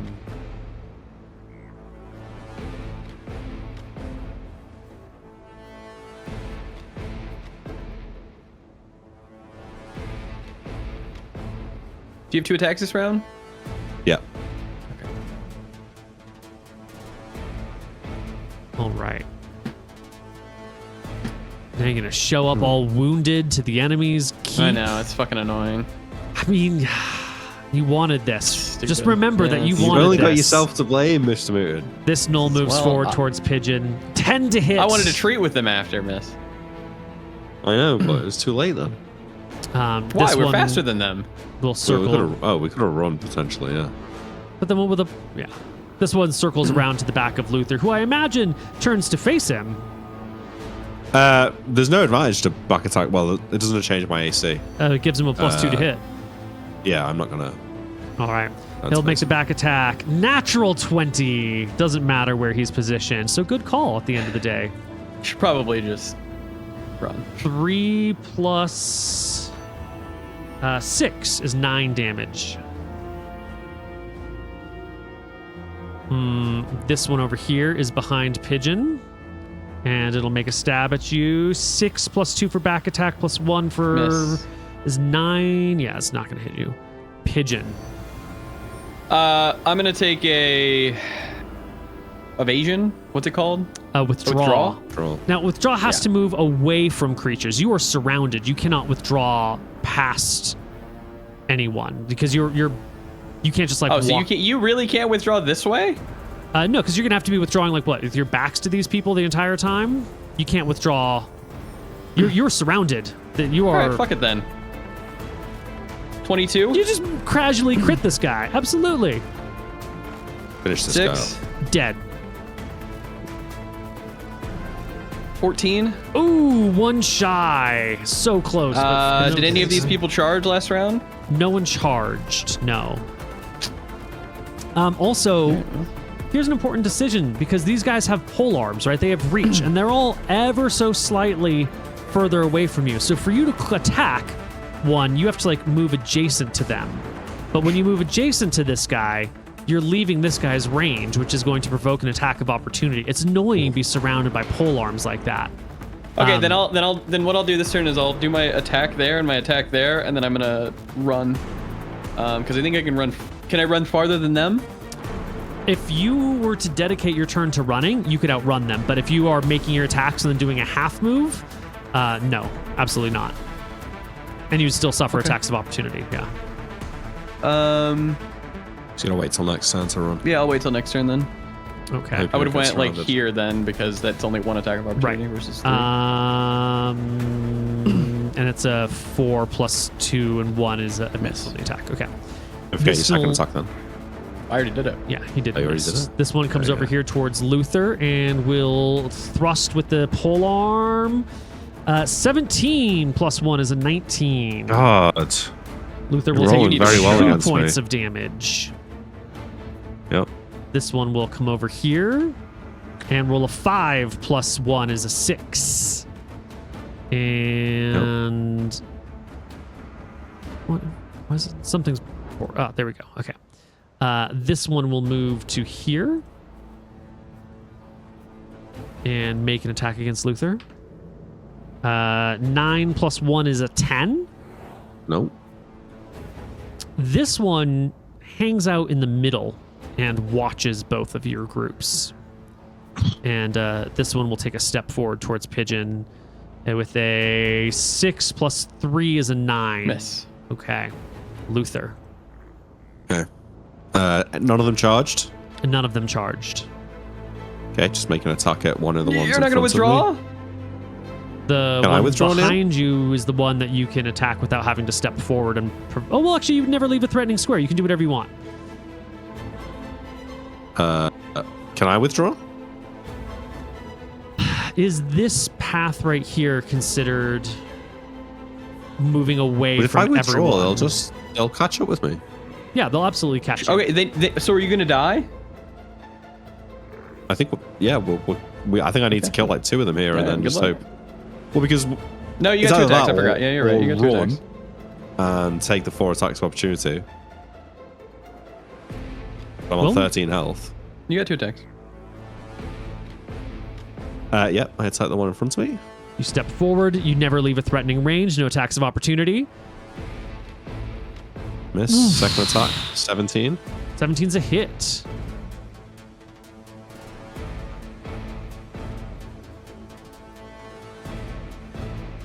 Damage. Is more than enough. You drop the knoll to the ground. Second one down. Okay. Third one down. Oh, third. You're right. This one down here at Pigeon with the pole arm is a 4 to hit. And this is a dead knoll, so he doesn't get an attack. Okay. There are only 1, 2, 3, 4, 5, 6, 7 knolls left. 4, 5, 6, 7. No, 8 knolls left, but rolling. 7 in combat. Initiative. Yes.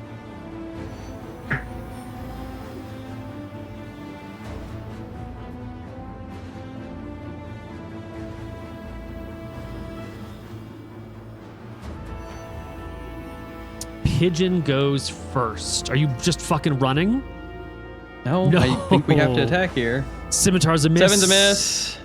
16 Is a hit. for 4. Half HP to the knoll. One from behind you, Pigeon. The halberd comes up and down and swings near you. It's a 9 to hit. It's a miss. You hear the grasses moving behind you and around you. You know, they're at your waist height. So every time someone moves, you can kind of hear the rustling and you hear the footstep coming towards you. On your right side, or your left side, Luther, comes a knoll with a halberd. It is a 6 plus 1 for flanking is an 8 against you. From behind you, Luther, comes the 6 plus 3 is a 9 to hit, just clanking against your armor in front of Pigeon, right next to Pigeon. The halberd, natural 1, will saving throw versus death him. 13 is that'll be a fail by 1. This guy fumbles his rolls. He will have a -1 to hit on his next round while he awkwardly recovers his position. Luther. Okay, making an attack against one of the ones in front of me. Which this one? This one. This one. That means you have to step here, which means you're provoking an attack of Oh. opportunity from this guy. Well, greatsword, I can't do it with range. It No? is not a reach weapon.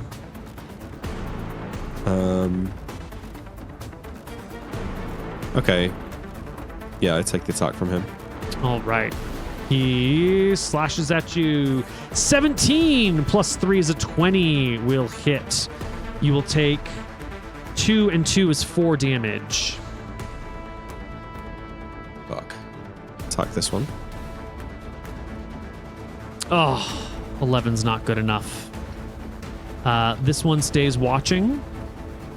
This one over here will make his attack against Pigeon. Natural 1. Saving throw versus death. That's a cocked die.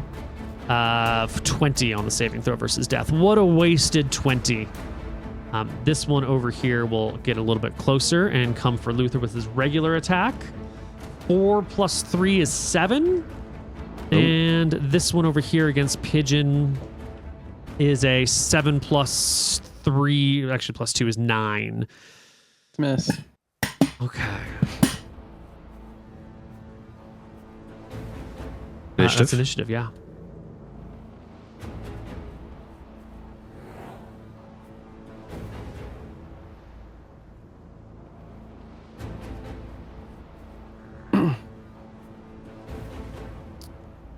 That's everybody.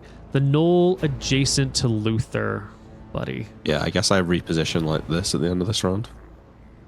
So I'm just getting flanked, and I know they could go behind me, but 6 is a miss. It's probably actually, yeah, it's a flank, so it's a 6. Pigeon, there's 2 against you. Yeah. I'm going to do something pretty crazy, Neil. Uh-oh. I'm going to take some opportunity attacks, and I'm going to run over here. You're going to be taking 4 opportunity attacks if you do that. Send them. I've agreed. Oh my god. This is how Pigeon died the last time in Thornwood, but he's like, fuck it, I'm taking 4 opportunity attacks. But Luther needs help. Your brother, your uncle brother needs you. Uncle brother.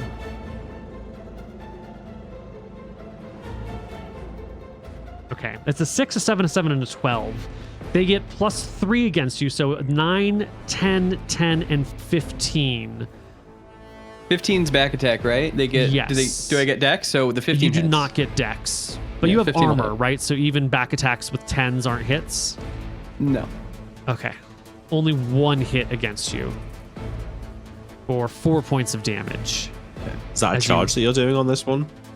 I mean, can I? Guess not. Otherwise, you would have It lost one. has to be, otherwise you don't have the movement to Yeah. get there. Then I'll do a okay. charge. Does an 11 hit you then with your No, I have 14 in back AC. Okay. Back AC. Nice. Okay. All right. Can I move to like here, Neil, so I can hit them both? Well, if you kill this one, you can keep moving and hit the next. Okay. Here you go. 21 Hit. for 4. Not enough. Okay. 13 plus 2. Attack. Did you get 2 for Charge? charge? Yeah, I should. Yeah, is that should be included in your 17. roll? Oh no, that's not including it. No. Ah, well then 2 for charge and 2 for Oh. back attack makes it a 17. Sorry, It's a hit. but I have it from missile, so that would be including it. But I need back attack, so that'd be 15. 15's a hit. Okay, perfect. 5. And you drop the knoll. And then I'm gonna come like over here. All right. You move all the way over. Luther, it's your Can turn. I move behind him? Can I get my 2 attacks now, Neil? Is that what we're doing in this campaign? We shouldn't be. You did it last time, and I ignored it because there was no one that was important that was going to go before you. Yeah, that's fine. Pigeon, that's fine. Okay. I'm attacking this one, I think. Okay. Whoosh, wild miss. And it's that guy's turn against you. I guess I take a step like to here, Neil. Sure. 12 plus 1 is 13. No. All right. This one down over here where Pigeon was from.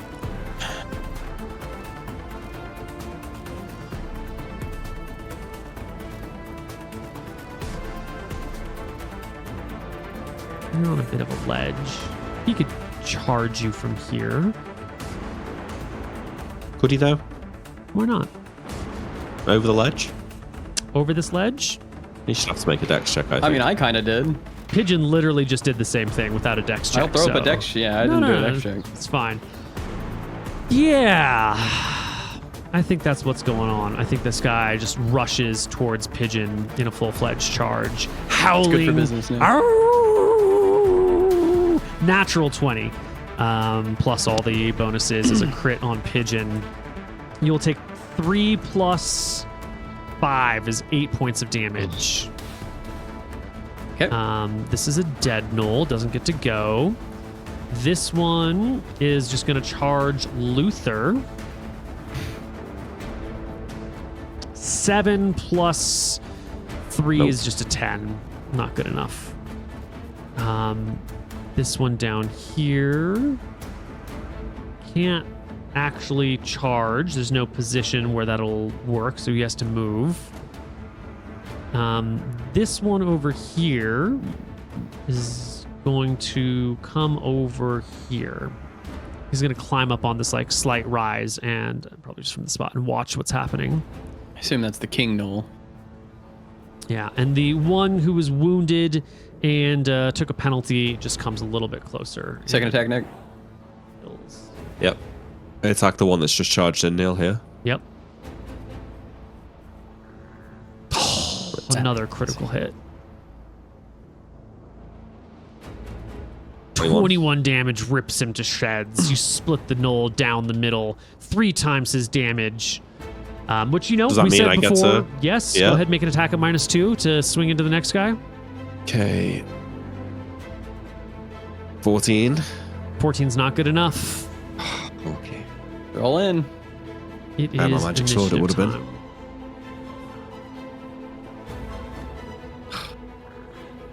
Oh no, you didn't need that. Hopefully they might roll a morale check here.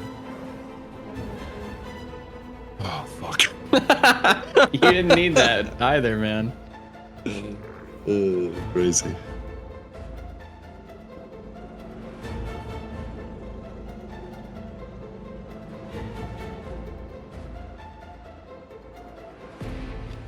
Okay. I have checked their numbers, their ranks, their information. Here we go.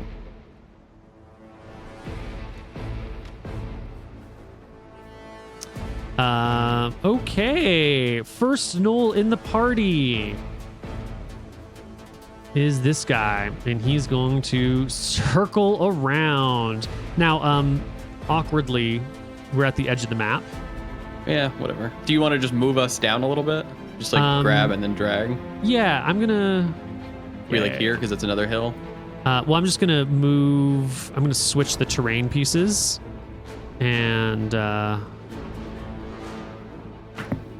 then switch you guys down all the way.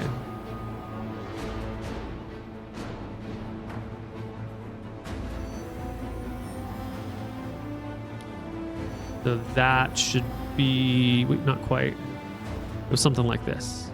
Yeah, that's perfect. Yeah. Oops. You were here, and here, and you're coming over Maybe here. this is good, Nick. Maybe, like, if we survive, right? Maybe we go down there and we're like, hey, we're keeping the fucking land safe. Here's fucking 6 Knoll heads. Yeah. We actually give a struggling fuck to about look- this. I'm struggling to look past this combat right now. The Knoll from behind Nick is a natural 1 on the attack roll. Saving Oh, throw versus death save. Maybe Another attacks his natural mate. 20. So Okay, sorry. Although they do waste their natural 20s on their death saves, so good for you. That's Yeah. good for me. Against Pigeon, 7 plus 2 for flanking is a miss. This one, who had -1 last round, didn't attack last round, so it's gone. He'll come over here for a nice little flank behind Luther. Natural 20 again. The crits You are just keep cocked, coming, brother. buddy. But I will save you. No, I will save you. A 2 plus a 4 is 6 plus a 1 and a 1 is 6, 7, 8. Does that bring you? No, you were at 9. 1 HP. I should. The cocked roll. It was clearly a 4, but it was on the edge between the book and the keyboard, and I should have just. What are you left gonna it. do? It's all right, Well, Luther. I try and be as honest We'll as I find a cleric. can. You'll kill Find me a on the next cleric in crit the now. other. this guy right here. This is the next one. This is downtime. 8 plus 1, actually. No. Maybe it's a flank. It's 2. Is still a miss. Pigeon. You're gonna kill one now. There's I one know. on the back. It's back to you. For some I see reason. it. I pray, Neil. Oh, Teresa, please put the fear in God in these motherfuckers. 11 plus Back attack. 2 back 13. attack. That's 13. No dex. Miss. Okay, here's the dagger. 15. That's a hit. You're already. Are you still counting the plus? No, you're not. 15's a hit. Nope. Yeah. For 6. Okay. Half his HP. That's my turn. That's a dead null. This one, I think he had your back because Luther did a little scoot and I forgot to turn the token. Turns around to face the two of you. They still have the numbers. Their leader is still watching from the hill over there. He is wounded.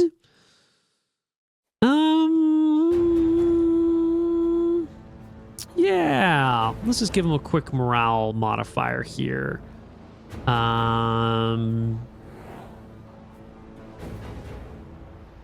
Let's see. It's not looking that great. Set this at -4. Does this work? The morale is 7. 9 needs to be less than the morale. They fail the morale check, and they're going to withdraw to. They can do 1/3 their movement speed, so they go 30 feet. There we go. The Knoll leader.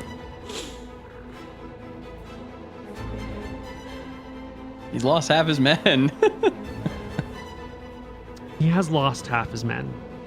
And even though their alignment is chaotic evil, that doesn't mean it's chaotic stupid. The Knoll leader will start to howl out in a foreign language to you. Luther, it's your turn. Kill this knoll in front of me. This one. Yeah. Try it. Oh my god, it's another critical. It's another natural 20. And you can do the thing, Nick. I do. Well, if you So only overkill 17 him, on that one. you don't overkill him by 3 times, though. Nowhere near. That's fair. But you do drop this one to the ground. Turn to face these two. Roll in. All right. Got them below half now. Yeah, well, I'm pretty good HP. I might have to end these motherfuckers. Neil, stop it! What the hell? I go first. Pigeon is first. 13. No way, Jose. 13. I'm sorry, Nick. This knoll in front of you, Pigeon, he's going to withdraw. This knoll over here is just chilling. This one over here withdraws to this place. This knoll over here withdraws to this place.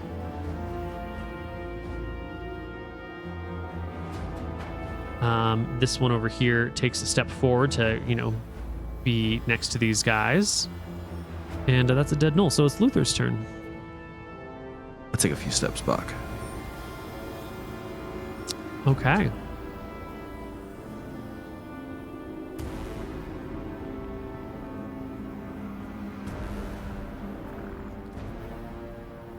I think it's just initiative. Pigeon have his turn? Oh, he attacked. Yeah, I missed. I'm gonna -2 to this initiative. I've readied an attack, Neil, by the way. Again, that turn.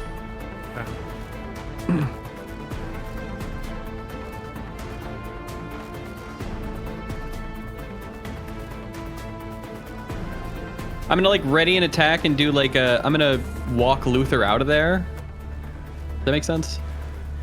You're walking slowly next to Luther while you ready an attack. In front of Luther Right. as he walks away. Yeah. Okay. So yeah, you start backing up towards Luther.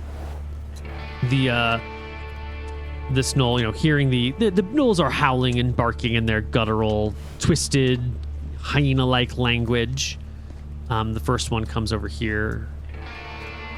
The next one comes to stand on the body of his former friend. I'm just going to move the body for clarity's sake.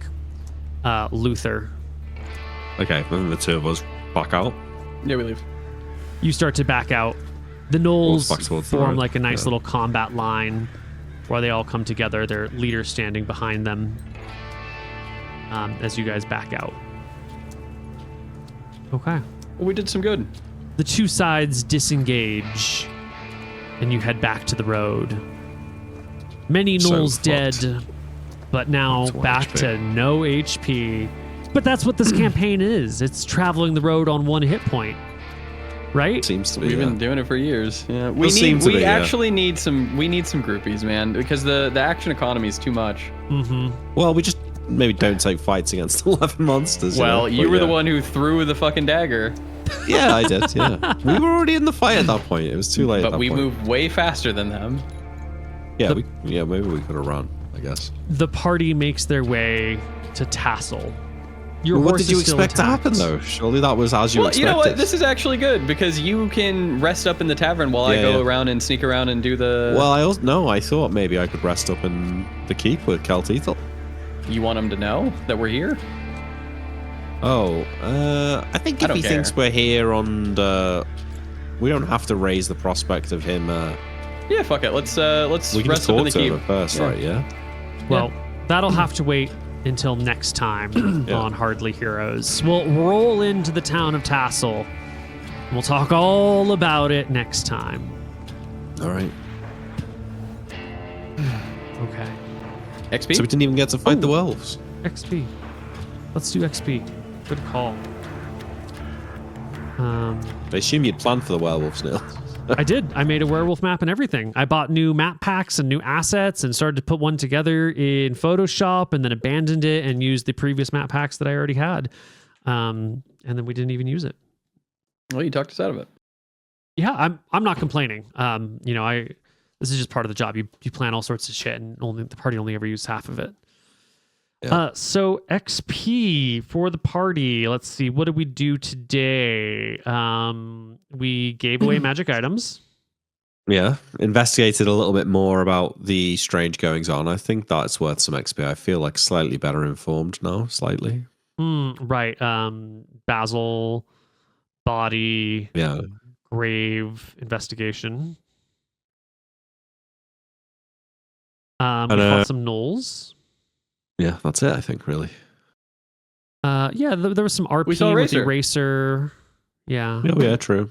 1, 2, 3, was me a 4, cleric. 5. You killed 5? 6? No. 6, I think. Oh no, there's these ones down here. 5, 6. Yeah, 6 of them. Okay. Yeah. XP for this. Pigeon, last session, I don't think I gave you XP for the gems that you gave the girl who spotted. Oh no, that was two sessions ago. Yeah. I don't remember, but yeah. No, that was 2 sessions ago. You gave you were going to give Annabelle Redshield some gems, but you didn't end up doing it, right? No, I gave her 5 gems. You did? Okay. She gets to keep it. All right, then I'm going to give you XP for realizing that cash value of those 5 gems. Those were 50 GP each. Duh. I'm a baller. Okay, so that is going to be. So each of you gets 1,400. Nick, you get another Okay. 600 for hit dice. Pigeon, you did 200 for pickpockets, 200 for pick locks, and 500 for wealth realized. So that's 900 additional for you. All right, plus 140 because I get the extra. So 1040 plus 90, so that's 1130. All right. I am 8,000 away. Wait a minute. Pigeon, you should have gotten 2530, right? Total? Yes. Okay. Cool. Neil, when I get level 6, in theory, I should be able to get mastery, right? What do I need to be doing now to allow that to happen when I level up? That's a great question. We can talk about it next time, but if you want. So I assume I'm surpassing Lanquill now. Yeah, because you keep doing a bunch of stuff. Well, the knights tend to sit around and keep people safe without actually doing much. Lanquill is level 5. Yeah. I haven't decided how close he is to level 6. Okay. Um, If we both got 6 at the same time, could we sort of train each other in mastery, or do we need a master? let me think about it. There are a lot of optional Okay. rules. Sometimes we use them, sometimes we don't. Let me consider this. All right. I have another question. Yeah. So thieves normally get their followers at 10th level, but we are doing a class rebuild here. I'm going to ask, is it possible to get at 9th level? Because in our current class rebuild, I think you takes a lot longer to level up than normal in thief. But let me make sure. 2E, AD, and D, EXP. Oh, yeah, you're using cleric XP. Yeah. So thief, usually you get 9th level at 110 and you get 10th level at 160. Okay, so you're close, but yeah. Actually, it is kind of close. It's like an extra 30-ish thousand, honestly. Yeah. Might be it's cool actually fifth. rather than getting like all of the followers at level 10. You get like a quarter. I'd be of them happy at level with 9. some of them starting to show up. Yeah, could be cool. Okay. I will absolutely think about 'Cause these things. We might Yeah. never get to level 10, right? So it would be cool to see that. Yeah. Well, I never thought we'd get to level 8, so That's true. Yeah. maybe we can get 20th level in this campaign, Nick. Yeah. If I ever get my thief skills back, it's gonna be so cool. Yeah. What level thief were you? 7. So does that mean I have to get to 8 fighter or 7 fighter? That's what I want to look up. I think it's 8. I think it's 8, because otherwise, if you were I like think you have to one surpass it, yeah. thief and then you went into fighter, You wouldn't have to do it. Yeah. yeah. But you can never level up thief again, right? Right. No. But I do think you have to surpass your initial class.